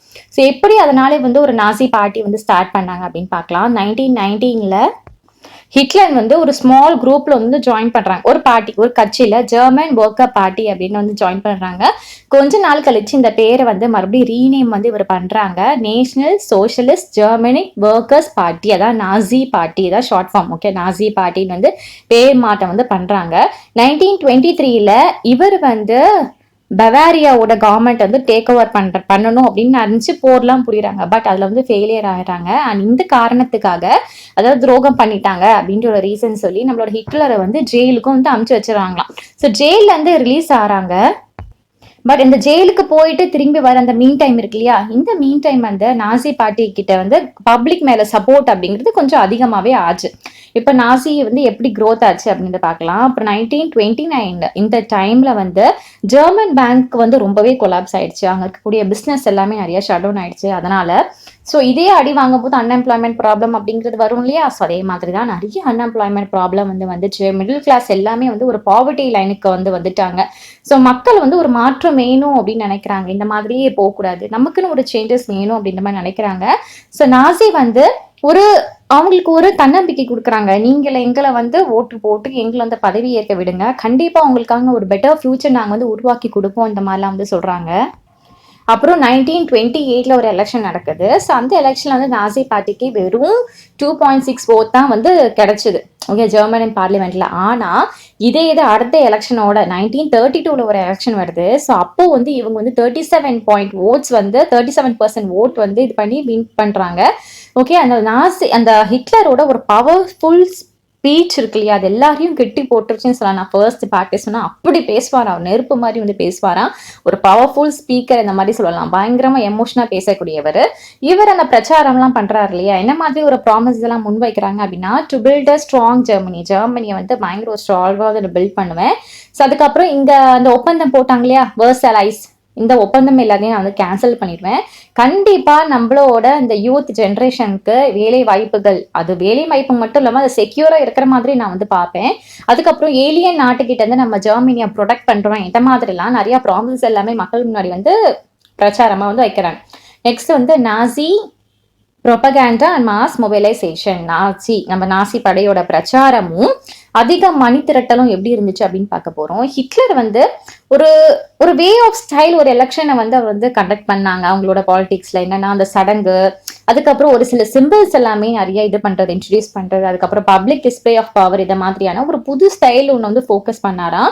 ஸோ ஒரு ஹியூஜ் ரேலி கண்டக்ட் பண்றது, ஒரு பெரிய பெரிய பப்ளிக் மீட்டிங் நடத்துறது, இது எல்லாமே வந்து கொண்டு வந்தாங்க. ஸோ அவருடைய சிம்பிள் என்ன அப்படின்னு பார்த்தா, ரெட் கலர் பேனர்ல ஒரு ஸ்வஸ்திக், அது ஒரு கிளியர் சிம்பிள், பிக்சர்ல காமிக்கிறோம் இல்லையா, இதுதான் அவரோட சிம்பிளா வந்து வச்சிருந்தாங்க. அதுக்கப்புறமா நாசி பிளாகுக்கு வந்து சல்யூட் பண்றது, அதுக்கப்புறம் பெரிய அந்த லவுட் அப்ளாஸ்லாம் இருந்துச்சு அவர் பேசும்போது. ஸோ இது எல்லாமே மக்கள் கிட்ட ஒரு ஸ்ட்ராங் இம்பாக்ட் வந்து ஏற்படுத்துச்சு. ஸோ இவரோட பிரச்சாரத்தை பார்த்து மக்கள் வந்து ரொம்ப பிலீவ் பண்ண ஆரம்பிச்சாங்க, என்னன்னா இவர் தான் நம்ம நாட்டோட ஒரு சேவியர், ஒரு இறை தூதர், இந்த மாதிரி நினைச்சாங்க, காப்பாற்ற வந்திருக்கிறவரு. ஸோ இவர் வந்து நம்ம ஜெர்மனி இப்போ நெருக்கடியான பொசிஷன் இருக்கு இல்லையா, அதை மீட்டி எப்படியாவது கொண்டு வந்துருவாங்க அப்படின்ட்டு மக்கள் மனசுல பயங்கரமான ஒரு இதெல்லாம் வந்து ஏற்பட்டுச்சு, மனமாற்றம் ஏற்படுத்துச்சு அப்படின்னு சொல்லலாம். ஸோ இந்த ஒரு நாசி மேல ஒரு இமேஜ் எப்படியா இருந்தது அப்படின்னா, இந்த மக்கள் நிறைய பேர் வந்து பாவர்ட்டி இன்ஸ்டபிலிட்டியா இருப்பாங்க இல்லையா, பாவர்ட்டி இன்ஸ்டபிலிட்டினால ப்ரைட் அண்ட் டிக்னிட்டி எல்லாம் இழந்தவங்க இருப்பாங்க. ஸோ அவங்க கிட்ட ஒரு புது நம்பிக்கை வந்து ஏற்படுத்துச்சு, சரிப்பா இவர் நம்ம ஆட்சிக்கு வந்தாரு அப்படின்னா கண்டிப்பா நம்ம ஜெர்மனி வந்து செமையா கொண்டு வந்துருவாரு அப்படின்ற ஒரு மனமாற்றம் வந்து ஏற்படுத்துச்சு. நெக்ஸ்ட் பார்க்க போற டாபிக் வந்து டிஸ்ட்ரிக்ஷன் ஆஃப் டெமோக்ரஸி அப்படிங்கிறது. January 30, 1933 அப்போ வந்து பிரசிடென்ட் ஹிண்டன்பர்க் வந்து நம்மளோட ஹிட்லரை வந்து ஒரு சான்சலரா வந்து அப்பாயின்மெண்ட் பண்றாங்க. சான்சலர் அப்படின்னா அந்த கேபினெட்ல ஒரு டாப் ரோல் அப்படின்ற மாதிரி அர்த்தம். ஸோ இவருக்கு இதெல்லாம் ஒரு பிளஸ் பாயிண்டா அமையுது பார்த்துக்கோங்க. ஓகே, அப்பாயின்மெண்ட் பண்றாங்களா. அப்போ வந்து இவர் வந்து பதவி ஏற்றதுமே என்ன ஆகுது அப்படின்னா, நிறைய கன்சர்வேட்டிவ்ஸ் இருப்பாங்க இல்லையா, அந்த கன்சர்வேட்டிவ்ஸ் யாரு அப்படின்னு பார்த்தா person who does not like changes. ஒரு பழமைவாதின்னு அர்த்தம். ஒரு புதுசா வந்து மாற்றலாம் வேண்டாம், எங்களுக்கு அதுவே போதும் அப்படின்னு நினைக்கிறாங்க. இவங்க எல்லாருமே சேர்ந்து நம்மளோட ஹிட்லருக்கு வந்து சப்போர்ட் பண்ண ஆரம்பிக்கிறாங்க. ஸோ இது ஒரு சப்போர்ட் அப்படிங்கிறது இவளுக்கு இன்னுமே கொஞ்சம் ஒரு ஆடன் ஆகுது. ஸோ இந்த நிறைய மாதிரி பவர்லாம் வந்துருச்சா ஹிட்லர் கிட்ட. ஹிட்லருக்கு இந்த மாதிரி பவர்லாம் கையில கிடைச்சதுமே அவர் என்ன பண்ண ஸ்டார்ட் பண்றாருன்னா, அந்த டெமோக்ராட்டிக் ஸ்ட்ரக்சர் வந்து டிஸ்மேண்டல் பண்ண வந்து ஸ்டார்ட் பண்றாங்க. அதுக்கப்புறம் இந்த பிப்ரவரி மந்த்ல ஜெர்மன் பார்லிமெண்ட்ல, அதாவது த ரிச் டாக்னு சொல்லுவாங்க. ஸோ அந்த ஒரு பில்டிங்ல வந்து என்ன ஆகுது அப்படின்னா ஒரு ஃபயர் வந்து உண்டாகுது. ஸோ இதுமே இவருக்கு வந்து சாதகமா வந்து மாறிடுது அந்த டெமோக்ரேட் வந்து டிஸ்மேண்டில் பண்றதுக்காக. ஸோ இந்த ரிச் டாக் ஃபயர் விபத்துக்கு வந்து பதில் அளிக்கணும் அப்படின்ட்டு 28 பிப்ரவரி 1933 அன்னைக்கு என்ன பண்ணாங்கன்னா, சில உரிமைகள் எல்லாமே தற்காலிகமா வந்து நிறுத்தி வச்சாங்களாம். Freedom of speech, press, assembly இந்த மாதிரி உரிமைகள் எல்லாமே கொஞ்ச நாளைக்கு வந்து தடை பண்ணணும் அந்த மாதிரி வந்து வச்சிருந்தாங்க. அப்புறம் வந்து வெய்மர் ரிபப்ளிக் இருக்கு இல்லையா, அது வந்து ஒரு இன்ஸ்டேபிள் எக்ஸ்பீரியன்ஸா வந்து இருந்துச்சான். கிட்டத்தட்ட 20க்கும் மேற்பட்ட அந்த கேபினெட்டோட ரொம்ப வித்தியாசமான ஒரு முறையில வந்து இருந்திருக்கு. ஸோ அவங்க வெறும் 239 டேஸ்ல மட்டும் தான் வந்து பதவியில வந்து இருந்தாங்களாம். அப்புறம் ஆர்டிகல் 34 வந்து மிஸ்யூஸ் பண்ண வந்து ஸ்டார்ட் பண்ணாங்க. நான் சொன்னாலே ஃபர்ஸ்ட் இதுலேயே வந்து சொல்லியிருப்பேன். ஸோ 48 பொறுத்த வரைக்கும் ஆர்டிகல் 40 என்ன சொல்லணும்னா, தற்காலிகமா பிரசிடென்ட் வந்து அந்த ஒரு பார்லிமெண்ட்டை வந்து எடுத்து நடத்தலாம் அந்த மாதிரி வந்து சொல்லியிருந்தாங்க. ஸோ அதை வந்து அடிக்கடி மிஸ்யூஸ் பண்ண வந்து ஸ்டார்ட் பண்ணாங்க. அதுக்கப்புறம் ஹிட்லர் வந்து இந்த மாதிரி விஷயங்கள் நடக்கிறதெல்லாம் ரொம்ப சாதகமா வந்து அவர் வந்து மாத்திட்டாரா. ஹிட்லர் அவரோட எனிமியெல்லாம் என்ன பண்றாங்களாம், இந்த எனிமினா யாரு, நம்ம யூதர்களும் கம்யூனிஸ்ட் தானே. ஸோ கம்யூனிஸ்ட் எல்லாமே வந்து குறி வைக்கிறாங்க. அவங்கள அந்த புதுசா ஃபார்ம் பண்ணியிருக்கு அந்த கான்சென்ட்ரேஷன் கேம்புக்கு, அதாவது வதை முகாம் சொல்லுவாங்க. அந்த அரசியல் கைதிகள் பாதுகாப்பை வந்து இது மீறவங்க இதுங்களாம் ஒரு முகாமில் வந்து இது பண்ணுவாங்களாம். ஸோ கிட்டத்தட்ட ஒரு ஜெயில் மாதிரி நினச்சிக்கோங்களேன். இங்க வந்து பனிஷ்மெண்ட்டும் வந்து கொடுப்பாங்க. ஸோ இந்த மாதிரி முகாம்களுக்கு எல்லாமே அந்த கம்யூனிஸ்டை வந்து அமுச்சு வச்சுறாங்களாம். கம்யூனிஸ்டோட அடக்குமுறை ரொம்பவே தீவிரமாவே இருந்துச்சு. டெசிடாப் சிட்டியில வந்து கிட்டத்தட்ட அரஸ்டான ஃபைலோட எண்ணிக்கை வந்து 6808 இருந்துச்சான். ஸோ அதில் வந்து கம்யூனிஸ்டோட மட்டும் எவ்வளோ அப்படின்னு பார்த்தா 4440 ஃபைல்ஸ் கிட்ட கம்யூனிஸ்டோட ஃபைலே வந்து இருந்துச்சான். ஸோ அவ்வளோ பேர் வந்து அரெஸ்ட் பண்ணிட்டாங்க. அப்புறம் 3 மார்ச் 1933 எனாபிளிங் ஆக்ட் ஒன்று வந்து பாஸ் பண்ணுறாங்க. எனாபிளிங் ஆக்ட்னா என்ன அப்படின்னு பார்த்தா, எந்த ஒரு லாவுமே வந்து நம்ம பிரசிடென்ட்டோட என்ன ரிச் டாக்கோட அந்த இன்வால்மெண்ட் இல்லாமல் ஒரு லாவை வந்து நடைமுறைப்படுத்துறது தான் எனாபிளிங் ஆக்ட் அப்படின்றது. ஸோ இந்த ஆக்டை வந்து ஹிட்லருக்காக வந்து அலோவ் பண்றாங்க. ஸோ இது ஒரு கண்ட்ரோல் எடுத்துக்கிட்டு அவர் ஃபுல்லா வந்து ஆட்சி செய்ய ஆரம்பிக்கிறாரு. எல்லா பொலிட்டிக்கல் பார்ட்டிஸுமே அதுக்கப்புறம் அந்த ட்ரேட் யூனியன்லாம் இருக்குல்ல, அது எல்லாத்தையுமே பேன் பண்ணிட்டாங்க. அந்த நாசி பார்ட்டி மட்டும்தான் வந்து இருக்கிற மாதிரி வந்து வச்சுட்டாங்க. ஸோ அங்கே இருக்கக்கூடிய கவர்மெண்ட் வந்து என்ன பண்ணிச்சு அப்படின்னா, நம்ம ஹிட்லரோட கவர்மெண்ட் என்ன பண்ணிச்சா, ஃபுல் கண்ட்ரோல் வந்து எடுத்துக்கிச்சா. என்னன்னா எக்கனாமியை, மீடியா, மிலிட்ரி, ஜுடிஷியரி எல்லாமே அதோட கண்ட்ரோலே எடுத்துக்கிச்சா. அதுக்கப்புறம் நிறைய புதிய செக்யூரிட்டி ஃபோர்ஸ்லாம் வந்து ஃபார்ம் பண்ணாங்களாம். அதாவது இந்த ரெகுலர் போலீஸ்க்கு எல்லாமே வந்து கிரீன் கலர் யூனிஃபார்ம் வந்து கொடுத்தாங்க. அதுக்கப்புறம் வந்து ஸ்ட்ரோம் ட்ரூப்பர்ஸ் வந்து வச்சாங்களாம். ஸ்ட்ரோம் ட்ரூப்பர்ஸ்னா என்ன அப்படின்னு பார்த்தா, நாசி பார்ட்டியோட ஒரு தனியார் ராணுவ படை, ஒரு பிரைவேட் ஆர்மி அப்படின்ற மாதிரி எடுத்துக்கலாம். அதுக்கப்புறம் வந்து கேஸ்டோ பாக், அதாவது சீக்ரெட் போலீஸ் ஸ்டேட் வந்து வச்சாங்க. அப்புறம் வந்து ப்ரொடெக்ஷன் ஸ்குவாட் வந்து கொண்டு வந்தாங்க. கிரிமினல் போலீஸ்னு தனியாக கொண்டு வந்தாங்க. செக்யூரிட்டி சர்வீஸ்னு கொண்டு வந்தாங்க. இந்த மாதிரி நிறைய வகையான இந்த செக்யூரிட்டி ஃபோர்ஸ்லாம் வந்து நாசி வந்து ஃபார்ம் பண்ணாங்களாம். இந்த ஃபோர்ஸஸ் எல்லாமே வந்து இந்த ஸ்டேட்டை கண்ட்ரோல் பண்ணி வச்சிருக்கு இல்லையா நாசி. ஸோ இவங்களுக்கு வந்து கான்ட்ரிபியூட் பண்ணாங்களாம். ஸோ அங்கே இருக்கக்கூடிய லீகல் ப்ரொசீஜர் ஏற்ற மாதிரி அந்த பீப்புளில் வந்து டார்ச்சர் வந்து ஸ்டார்ட் பண்ண ஆரம்பிச்சாங்க. அதாவது இப்போ லீகல் ப்ரொசீஜர் பண்ணிட்டு தான் நம்ம பீப்புளை வந்து ஏதாவது விஷயத்துல ஸ்டாப் பண்ணணும் அந்த மாதிரிலாம் கிடையாது. ஓகே, யார் நினைச்சாலும் வந்து ஸ்டாப் பண்ணலாம், டார்ச்சர் பண்ணலாம். அப்புறம் அவங்களை அரெஸ்ட் பண்ணக்கூடிய உரிமை கூட இந்த நாசி படைக்கு வந்து வந்துடுச்சு. ஸோ போலீஸ் வந்து எல்லாம் பார்த்துட்டு என்ன பண்ணாங்க அப்படின்னா, ஒரு பொறுப்பாக செயல்படாம, இப்போ போலீஸ் அப்படிங்கும்போது பீப்புளுக்கு தான் அவங்க அக்கௌண்டபிளா இருக்கும் இல்லையா. பட் இந்த இடத்துல வந்து நாசி அந்த பார்ட்டி, அதாவது நம்மளோட இப்போ ஹிட்லருக்கு தான் வந்து அக்கௌண்டபிளா வந்து இருந்தாங்களாம். நெக்ஸ்ட் பார்க்க போறது வந்து ரீகன்ஸ்ட்ரக்ஷன் அப்படிங்கிறது. ஸோ ஹிட்லர் வந்து ஒரு எக்கானமிஸ்டான ஜால்மால் அப்படின்றவங்க வந்து அப்பாயின்மெண்ட் பண்றாங்க. எதுக்காகனா, அந்த எக்கனாமிக் ரேட் வந்து ரிகவரி பண்றதுக்கான காசு பயங்கர இதாக போயிட்டு இருக்கு இல்லையா, ஃபினான்ஷியல் ரீதியா நெருக்கடி.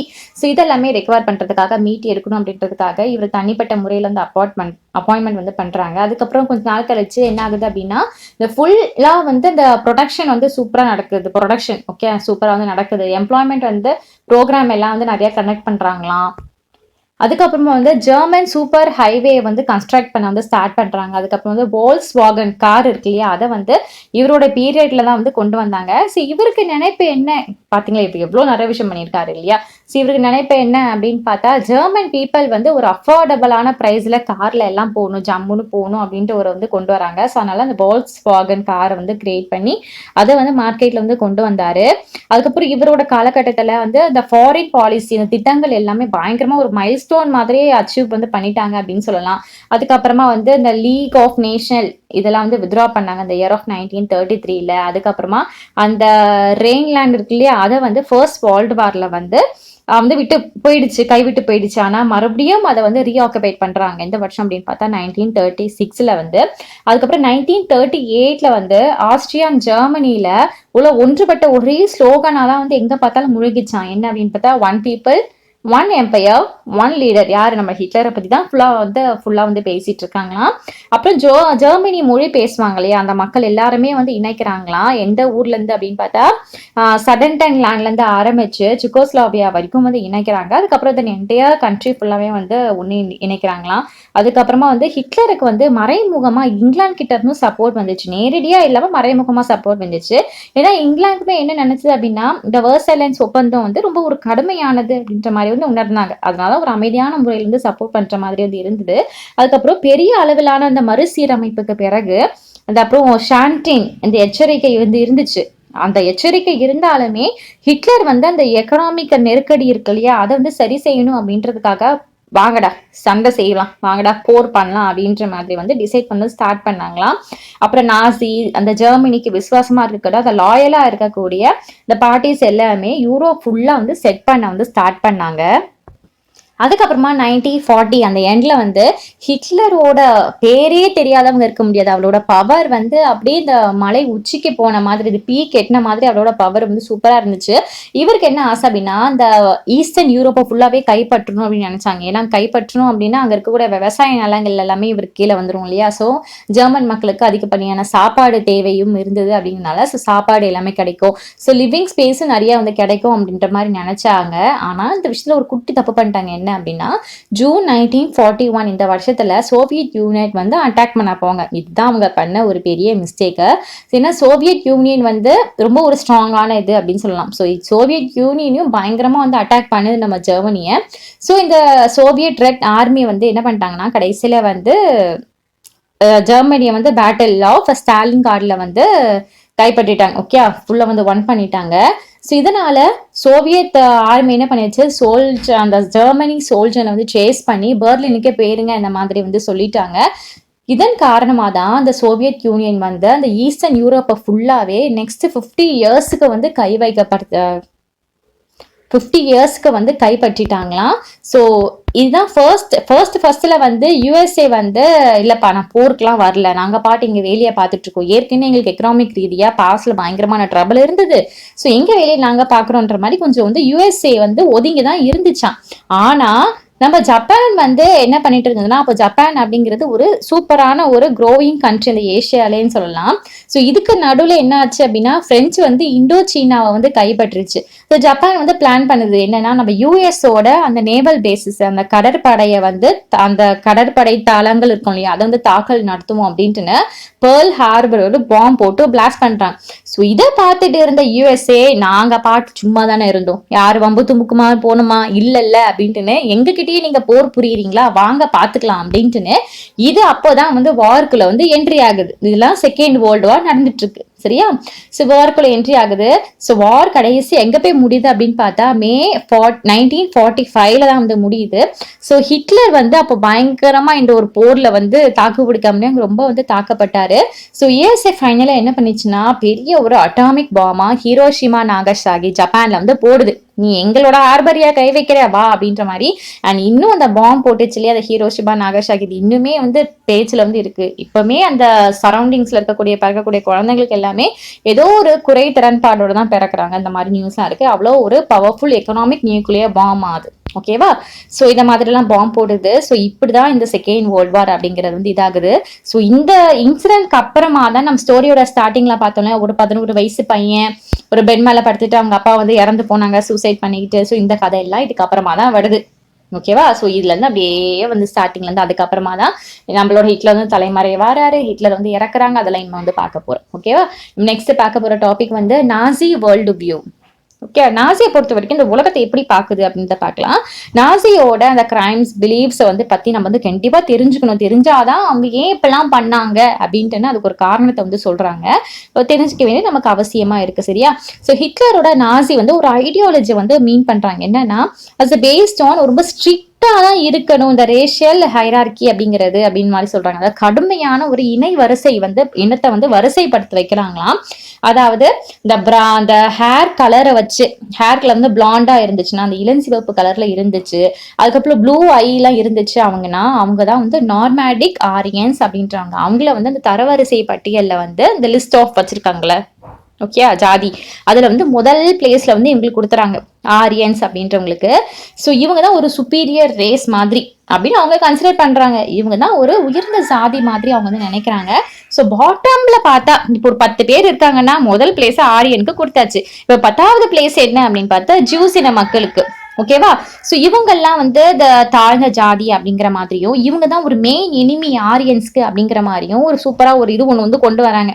ஒரு இமேஜின் மாதிரி ஒன்று வச்சிருக்காங்க. நாங்கெல்லாம் உயர்ந்த ஜாதி, நீங்களாம் தாழ்ந்த ஜாதி, இந்த மாதிரி ஒன்று வந்து கொண்டு வராங்க. ஸோ மற்ற ரேஷியல் குரூப்ஸ் எல்லாம் இருக்கு இல்லையா, 1 கொடுத்தாச்சு 10 கொடுத்தாச்சு, மீதி 2ல இருந்து 9 வரைக்கும் இருக்கு இல்லையா, இதெல்லாம் மற்ற கேஸ்ட் எல்லாம் வந்து இதாகி பிரிஞ்சு வந்துடும். ஸோ அதெல்லாம் எப்படி பேஸ் ஆகி வருது அப்படின்னா அவங்களோட பிசிக்கல் அப்பியரன்சஸ் வச்சு, அவங்களோட அந்த உடல் பண்புகளை வச்சு, அவங்களோட இன பண்புகளை வச்சு அந்த ரேங்கிங் பொசிஷன்ஸ் எல்லாமே வந்து லிஸ்ட் அவுட் வந்து பண்ணாங்களாம். ஹிட்லரோட இந்த ரேசிசம், இந்த இன வெறி எப்படி வந்துச்சு அப்படின்னு பார்த்தா ஒரு ஐடியால தான் எடுத்தாராம். அதாவது Charles Darwin and Herbert Spencer அவங்களோட ஐடியால தான் எடுத்திருக்காங்க.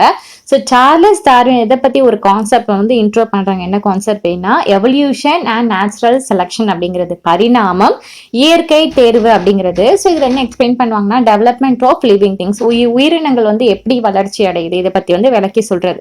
இது ஹெர்பர்ட் ஸ்பென்சர் இவங்க என்ன கான்ட்ரிபியூட் பண்ணியிருக்காங்க அவங்களோட ஐடியால அப்படின்னு பார்த்தா சர்வைவல் ஆஃப் ஃபிட்டட், அதாவது தழிவு கொள்ளக்கூடிய இனங்கள் மட்டும்தான் செழித்து வளருது இந்த மாதிரி வந்து சொல்லியிருக்காங்க.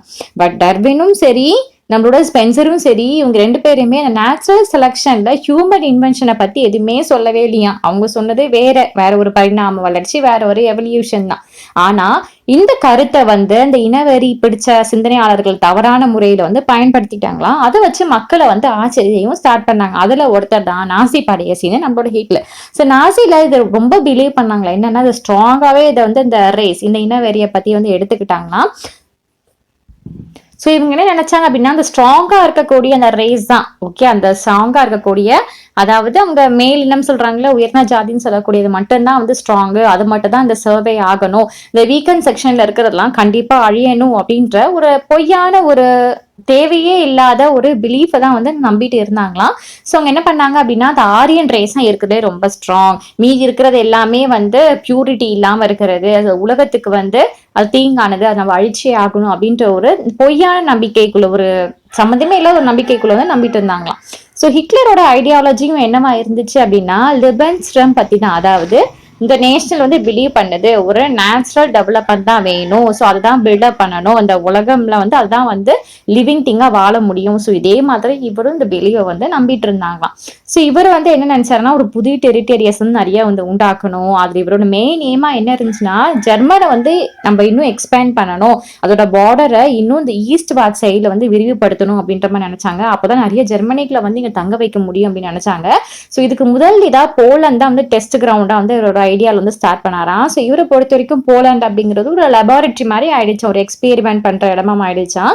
ஸோ ஹிட்லர் வந்து அடிக்கடி என்ன சொல்லுவாரு அப்படின்னா the primary right of this world is right to life so far as one possesses a strength for this. அதாவது இந்த உலகத்திலே இது முதன்மையான ஒரு ரைட் ஒரு இது என்ன அப்படின்னு பார்த்தா வாழ்றது தான்.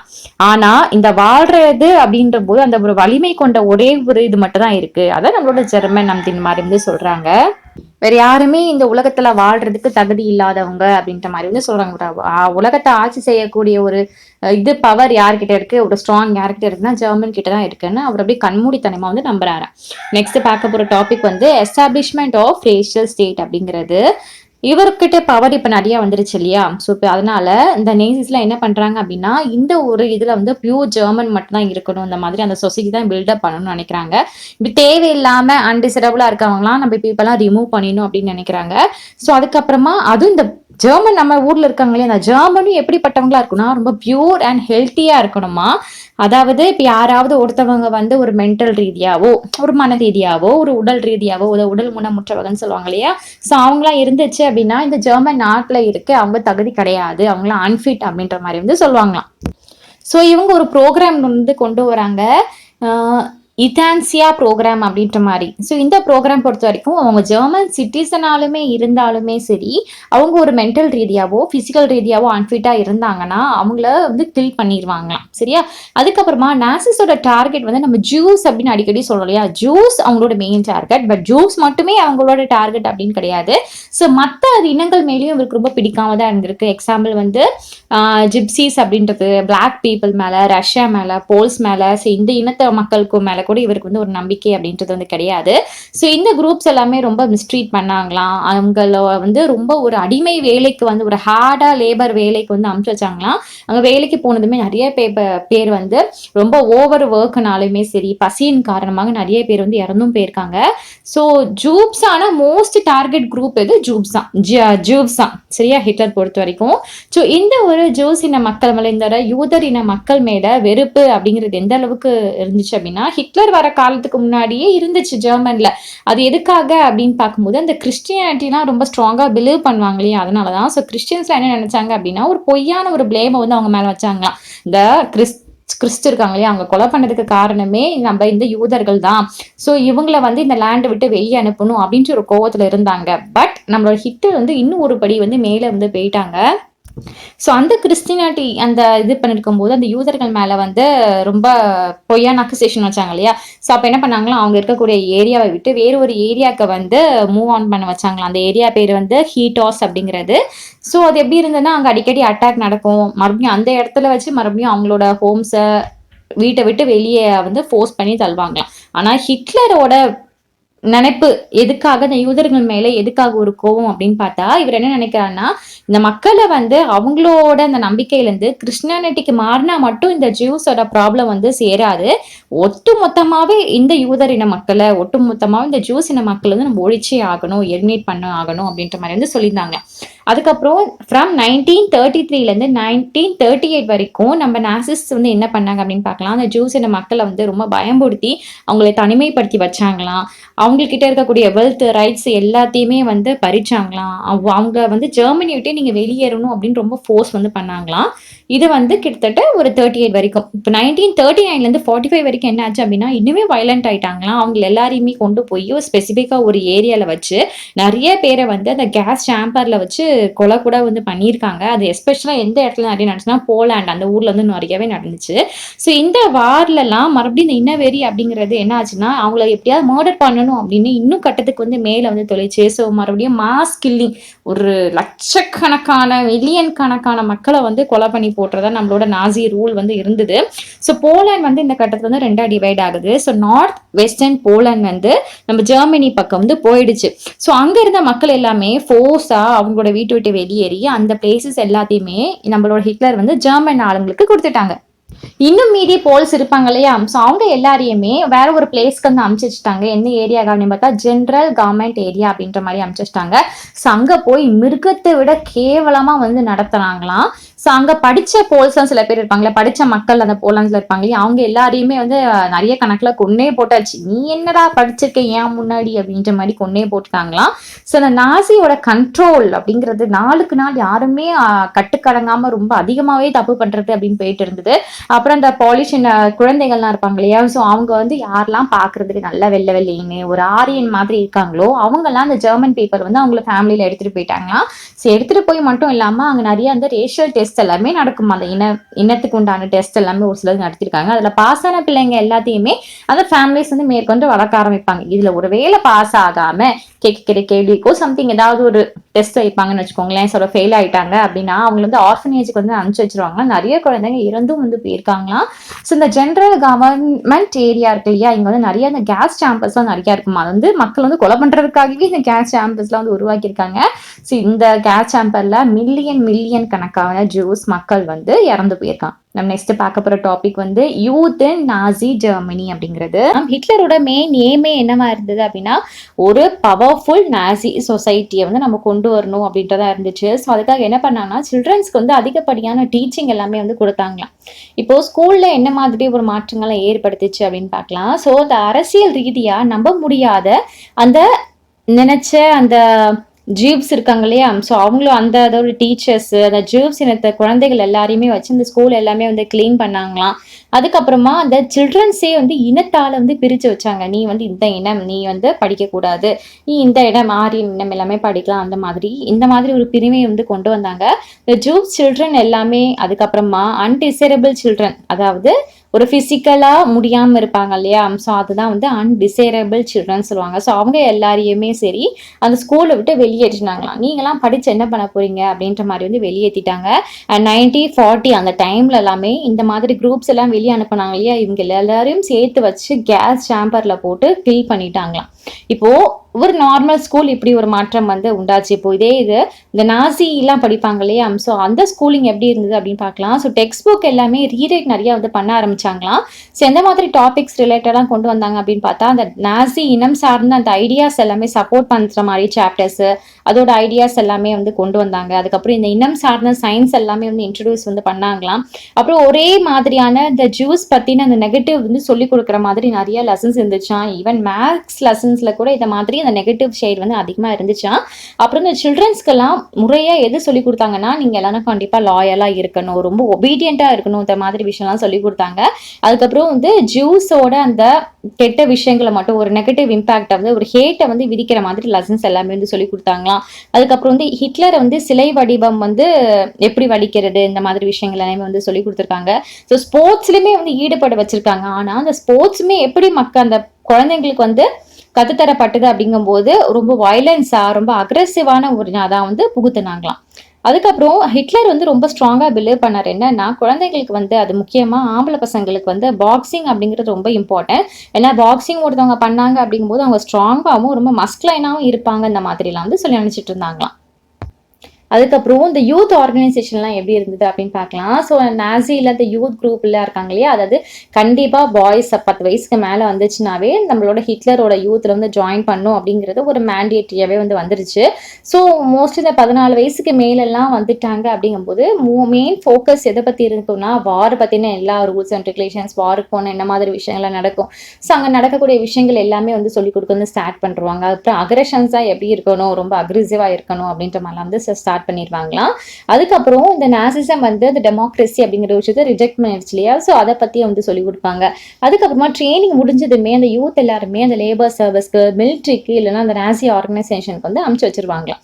இந்த நாசி யூத் லீக் வந்து எப்போ எஸ்டாப்ளிஷ் பண்ணாங்க அப்படின்னு பார்த்தா இந்த இயர் ஆஃப் 1922. அதுக்கப்புறமா ஒரு 4 வருஷம் கழிச்சு இந்த நாசி யூத் லீக் மறுபடியும் வந்து ரீநேம் வந்து பண்ணாங்க. ஹிட்லர் யூத் அப்படின்ற மாதிரி வந்து ரீநேம் வந்து பண்ணிட்டாங்களாம்.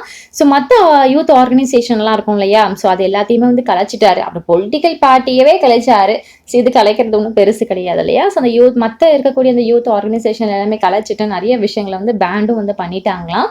இந்த நாசி ஜெர்மனியில வந்து சில்ட்ரன்ஸுக்கு வந்து அந்த விமென்ஸோட அந்த fundamental difference between men and women, okay, அந்த பாகுபாடு இருக்கு, இந்த மாதிரி நிறைய விஷயங்களை வந்து சொல்லி கொடுத்துருக்காங்க. அது ஈக்குவலா வந்து ட்ரீட் பண்ணணும் அப்படின்னு சொல்றாங்களா, மென் அண்ட் விமன். இது வந்து சமூக ரீதிக்கு ஒரு அச்சுறுத்தலான விஷயம், இந்த மாதிரிலாம் வந்து சொல்லி கொடுத்தாங்களாம். பாய்ஸுக்கெல்லாம் எந்த மாதிரி ட்ரைனிங்லாம் கொடுத்தாங்க அப்படின்னா, அவங்க ஸ்ட்ராங்கா இருக்கிறது எப்படி, ரொம்ப மஸ்குலைனா எப்படி இருக்கிறது எப்படி, ஒரு அன்எமோஷனலா ஒரு எமோஷனலே இல்லாம ஒரு ஈவிரக்கமே இல்லாம இருக்கிறது எப்படின்ற மாதிரிலாம் ட்ரைனிங்கா வந்து கொடுத்துருக்காங்க. இதே இது அப்படி கேர்ள்ஸ்க்கு என்ன மாதிரி வகையான டீச்சிங் கொடுத்தாங்க அப்படின்னு பார்த்தா, ஒரு மதரா உங்களோட குடும்ப பொறுப்பை நீங்க எப்படி பங்கா இருக்கணும், அதுக்கப்புறமா மதர்னா ஒரு ரெஸ்பான்சிபிள் வந்து இருக்கணும், இந்த பியூரான அந்த உண்மையான ரத்தம் ஆரியன் ரத்தம் இருக்கு இல்லையா, அதை நீங்க வளர்க்கக்கூடிய பொறுப்பு உங்களுக்கு தான். இந்த மாதிரி விஷயங்கள் எல்லாமே கிரிஞ்சான விஷயங்கள் எல்லாமே வந்து சொல்லி கொடுத்துருக்காங்க. பாய்ஸ்னா அப்படி ஒரு ட்ரைனிங்கா, கேர்ள்ஸ்னா ஃபுல்லா ஒரு ஹோம்லி ஒரு ஹவுஸ் ஒய்ஃபா எப்படி இருக்கணும், நீங்க குழந்தைங்களை எப்படி பேணி காத்து வளர்க்கணுன்ற மாதிரி ஒரு ட்ரைனிங்லாம் வந்து கேர்ள்ஸுக்கு சொல்லி கொடுக்க ஆரம்பிச்சிருக்காங்க. ஸோ இந்த விமன் இருக்காங்க இல்லையா, இவங்களுக்குள்ளேயுமே ஒரு ஒரு ஒற்றுமை இருக்கா அப்படின்னு பார்த்தாலாம் கிடையாது. இவங்களுக்குள்ளே ஒரு மாற்றங்கள் அப்படிங்கிற மாதிரி ஏற்படுது. ஸோ ஒரு விமனோட ஒரு மெயின் இதே என்ன அப்படின்னு பார்த்தா அந்த ரேஷியல் அந்த இனம் சார்ந்த பியூரிட்டி வந்து மெயின்டைன் பண்றது தான். அந்த மாதிரி சொல்லி சொல்லி வந்து வளர்க்குறாங்களாம்.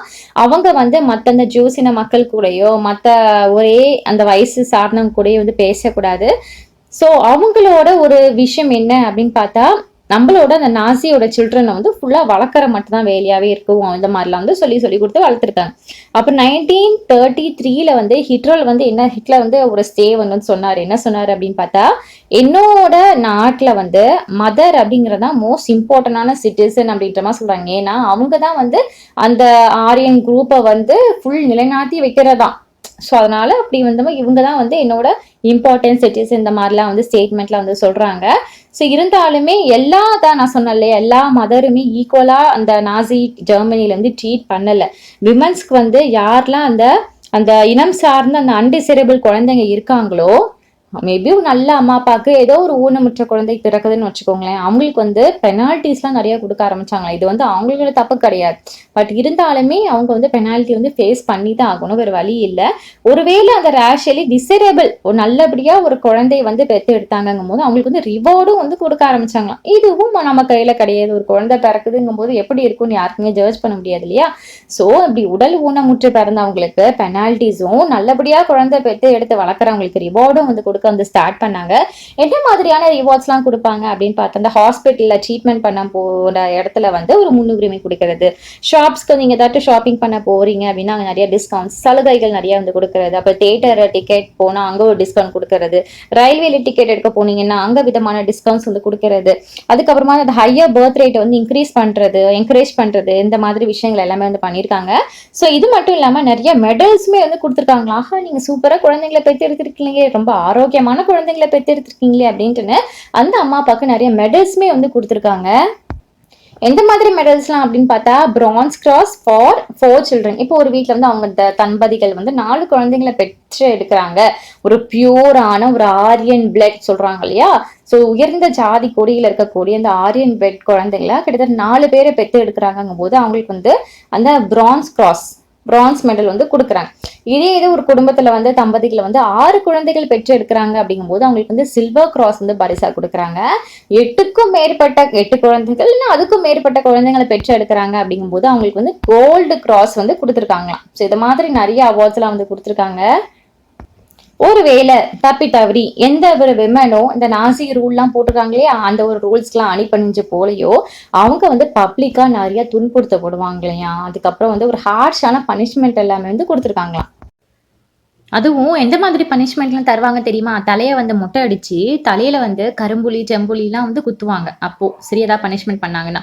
ஸோ கிட்டத்தட்ட அதே மாதிரி ஒரு பனிஷ்மெண்ட் தான் பண்ணி இனிமேல் நான் தப்பு பண்ண மாட்டேன், இனிமேல் நான் இந்த அரசாங்கத்துக்கு எதிராக பேச மாட்டேன், இந்த நேஷனுக்கு துரோகம் பண்ண மாட்டேன் அப்படின்ட்டுன்னு அந்த டவுன் முழுக்க வந்து ஒரு போர்டில் வந்து எழுதிட்டு சொல்லிட்டே போனோமா. ஸோ இப்படிப்பட்ட ஒரு கொடூரமான தண்டனை எல்லாமே கொடுத்தாங்க. ஸோ இந்த தண்டனை அப்படிங்கிறது ஜெயிலில் ஃபேஸ் பண்ணுற மாதிரி இருந்துச்சு. ஸோ இது மட்டும் தான் கிடையாது. ஸோ பெண்களையும் சரி யாருனாலும் சரி தப்பு பண்ணாங்க அப்படின்னா அவங்க ஜெயிலில் வந்து போட்டாங்க. சோஷியல் ரீதியாகவும் பயங்கரமாக துன்புறுத்தினாங்க. அதுக்கப்புறம் அவங்க ஃபேமிலிஸ் எல்லாமே ஒரு கிரிமினல் அஃபென்ஸ் பண்ணுறவங்க மாதிரி வந்து தள்ளி வச்சாங்களாம். நெக்ஸ்ட் பார்க்க போகிறது த ஆர்ட் ஆஃப் ப்ரொபகேண்டா அப்படிங்கிறது. அவரோட பரப்புரையில் பிரச்சாரத்தில் என்ன மாதிரிலாம் இருந்துச்சு அப்படின்னு பார்க்கலாம். ஸோ நாசிஸ் வந்து மறைமுகமாக ஒரு சில வேர்ட்ஸ் எல்லாமே யூஸ் பண்ணாங்களாம். அந்த மாஸ் கில்லிங் அந்த ஃபுல்லாக லட்சக்கணக்கான மக்களை கொண்டு போடுறாங்களா அதுக்கு மறைமுகமான ஒரு சில வேர்ட்ஸ்லாம் யூஸ் பண்ணியிருக்காங்க. இந்த மாஸ் கில்லிங்கை வந்து அவங்க வந்து ஸ்பெஷல் ட்ரீட்மெண்ட் சொல்லுவாங்களாம். அதுக்கப்புறம் வந்து பர்டிகுலராக அந்த ஜூஸை வந்து தண்டிக்கிறாங்க இல்லையா. ஸோ இது பேர் வந்து ஃபைனல் சொல்யூஷன் சொல்கிறாங்களாம். அதுக்கப்புறம் இந்த டிசேபிள் பேப்பர் எல்லாத்தையும் வந்து வதைக்கிறாங்க இல்லையா, அது பேர் வந்து யுதானாசியா அப்படின்ற மாதிரி வந்து சொல்கிறாங்க. அதுக்கப்புறம் வந்து எவக்யூஷன் அப்படின்ட்டுன்னு இந்த கேஸ் சாம்பரோட பனிஷ்மெண்ட் வந்து சொல்கிறாங்களாம். ஸோ பிக்சரை வந்து பார்த்துக்கோங்க. இதுதான் அந்த டார்க் ரூம் கேஸ் சாம்பர். இதுக்குள்ளே போட்டுதான் லட்சத்துக்கும் மில்லியன் கணக்கான மக்களை வந்து சாகடிச்சிருக்காங்க. சரியா, ஒரு விஷவாயு வாயு புகையை வந்து உள்ளே வந்து அனுப்பி. இந்த கேஸ் சாம்பர்லாம் வந்து பார்க்கும்போது எப்படி இருக்குன்னா ஒரு கேஸ் சாம்பர் மாதிரி இருக்காதான். ஏதோ ஒரு டிஸ்இன்ஃபெக்ஷன் ஏரியா மாதிரி தான் இருக்குமா. ஸோ பார்க்குறதுக்கு ஏதோ பாத்ரூம் மாதிரி தான் இருக்குமா. ஸோ ஃபேக்கான அந்த ஷவர்லாம் வந்து வச்சிருப்பாங்களாம். ஸோ பார்க்கும்போது அப்படி இருக்கும். பட் அது வந்து ரியலாகவே ஒரு கேஸ் சேம்பர் மாதிரி தான் வந்து வச்சுருப்பாங்க. அதுக்கப்புறம் நம்ம இந்த நாசியோட ஐடியாஸ் எல்லாமே நிறைய மீடியாஸ்லாம் வந்து வெளியே வந்துச்சாம். அதாவது விஷுவல் இமேஜாகவும் சரி, ஃபிலிம்ஸாக சரி, ரேடியோ, போஸ்டர், ஸ்லோகன் இந்த மாதிரி நிறைய இதில் வந்து வெளியே வந்திருக்கு. அதுக்கும் ஃபிலிம் படங்கள் கூட எடுக்க ஆரம்பிச்சாங்களாம். அதாவது த இட்டர்னல் ஜூ அப்படின்ற மாதிரி ஒரு படம் ஒன்று இருக்கு. ஸோ இந்த படத்தோட மெயின் என்ன அப்படின்னு பார்த்தா, இந்த ஜூஸ் மக்களை எப்படி நம்ம வந்து ஹேட் பண்ணுறது, ஸோ இது பார்த்தாவே நம்ம வந்து வெறுக்கிற மாதிரி தான் படமே வந்து எடுத்து வச்சிருப்பாங்களாம். ஸோ இந்த இனத்து மக்களா அப்படின்ற மாதிரி, ஸோ கிட்டத்தட்ட அது மாதிரி படங்கள்லாம் வந்து எடுத்தாங்க. அதுக்கப்புறமா வந்து இந்த ஆர்த்தடாக்ஸ் ஜூஸ்ன்னு இருப்பாங்க இல்லையா, ரொம்பவே ஆர்த்தடாக்ஸ் ஃபேமிலி அப்படின்ட்டுன்னு, ஸோ அந்த ஆர்த்தடாக்ஸ் ஜூஸ் எல்லாமே எப்படி வந்து போர்ட்ரேட் பண்ணாங்க, எப்படி பார்க்க ஆரம்பிச்சாங்க அப்படின்னா, அவங்க ஏதோ ஒரு ரொம்ப ஒரு கேவலமான பூச்சிகள் மாதிரியும், எலிகள் மாதிரியும், வண்டுகள் மாதிரியும் தான் பார்க்க ஆரம்பிச்சாங்களாம். நாசியோட அந்த ஸ்பெசிஃபிக் டார்கெட்டை வந்து யார் மேலே, ஜூஸ் மேலே அப்படின்னு தெரியும் இல்லையா. ஸோ இதை வந்து பிரச்சாரமாக வந்து பண்ண ஆரம்பித்தாங்க. ஸோ அவங்க என்ன கிளைம் பண்ணாங்க, என்ன சொல்ல ஆரம்பித்தாங்கன்னா, இந்த ஜெர்மனியோட இஷ்யூவை வந்து ஃபிக்ஸ் பண்ணுறதுக்கு, சரி பண்ணுறதுக்கு எங்களால் நாசி பார்ட்டியால் மட்டும்தான் முடியும். இந்த மாதிரிலாம் வந்து பிரச்சாரம் வந்து ஸ்டார்ட் பண்ணாங்க. நிறைய பீப்புள், ஸோ மக்கள் சைட்லேருந்து எந்த மாதிரி ரெஸ்பாண்ட்லாம் இருந்ததுன்னு பார்க்கலாம். ஸோ நிறைய பீப்புள் வந்து நாசியோட பிலீவ்ஸ் வந்து அக்செப்ட் பண்ணிக்கிட்டாங்க. அந்த ஜெர்மன் லாங்குவேஜை வந்து கற்றுக்கிட்டு அதுக்கேற்ற மாதிரி அடாப்ட்லாம் பண்ணிட்டாங்களாம். நிறைய பேர் வந்து அவங்களோட ஐடியாஸ், கான்செப்ட் எல்லாமே ஏற்றுக்கிட்டாங்களாம். ஆனால் இன்னும் ஒரு சில பேர் வந்து அப்படி ஏற்றுக்கிட்டாங்க இல்லையா, அந்த ஏற்றுக்கிட்டவங்க வந்து ஜூஸை வந்து வெறுக்க வந்து ஸ்டார்ட் பண்ணாங்க. அவங்களோட ஹோம்ஸை வந்து பார்த்து வச்சுக்கிட்டு அந்த ஏதாச்சும் சஸ்பீஷியஸாக இருந்துச்சு அப்படின்னா அவங்க போட்டு கொடுக்குற வேலை இந்த மாதிரி எல்லாமே வந்து பார்த்துருக்காங்க. ஸோ ஆனால் இன்னும் ஒரு சில பேர் என்ன பண்ணாங்களா, நாசிசத்தை வந்து எதிர்க்கவும் வந்து செஞ்சாங்களாம். ஓகே, ஒருத்தவங்க ஓகே அந்த மாதிரி சொல்லிட்டாங்க, ஃபுல்லாக அவங்க சப்போர்ட்டராகவே மாறிட்டாங்க. இன்னும் சில பேர் வந்து எதிர்க்கவும் ஸ்டார்ட் பண்ணாங்க. இன்னும் சில பேர் என்ன பண்ணாங்கன்னா, இந்த சுச்சுவேஷனுக்குள்ளே போகாமே இக்னோர் பண்ணிட்டாங்களாம். நமக்கு எதுக்கடா வம்பு, இதுக்கிடம் தெரியாமல் இருந்துட்டு போயிடணுண்டா அந்த மாதிரி ஒரு காலகட்டம் வந்துட்டாங்களாம். ஓகே, எதுக்கு நம்ம பாட்டு நம்ம வாழ்க்கையை பார்த்தோமா, நம்ம இதே பெரிய இதாக இருக்குது அப்படின்ற மாதிரி இக்னோர் பண்ண வந்து ஸ்டார்ட் பண்ணிட்டாங்களாம். ஏன்னா வந்து அவங்க கேள்வி கேட்குறதுக்கும் ரொம்ப பயந்தாங்க. ஸோ ஒரு ப்ரொடெக்ட் பண்ணி எப்படி ஸ்டாண்ட் அவுட் ஆகி நிற்கிறதுன்றதுக்கும் ரொம்ப பயந்தாங்களாம். ஸோ இதெல்லாம் நடக்கிறத பார்த்துட்டு இருந்த ஃபைட்டரான ஒரு பாஸ்டர், அவர் பேர் வந்து நெய்மோலர் அப்படிங்கிறவங்க, அவங்க என்ன சொல்கிறாங்க அப்படின்னா, அந்த நாசி வந்து நிறைய க்ரைம் பண்ணுறாங்களே, இதெல்லாம் மக்கள் வந்து பார்த்துட்டு சைலண்ட்டாக ஃபேஸ் பண்ணிட்டு இருக்காங்க இல்லையா. ஸோ அவங்க வந்து பேச முடியாது, ஏன்னா இது ரொம்ப லேட் ஆயிடுச்சு, இதுக்கு மேலே அவங்களால பேச முடியாது அப்படின்ற மாதிரி சொல்கிறாங்க.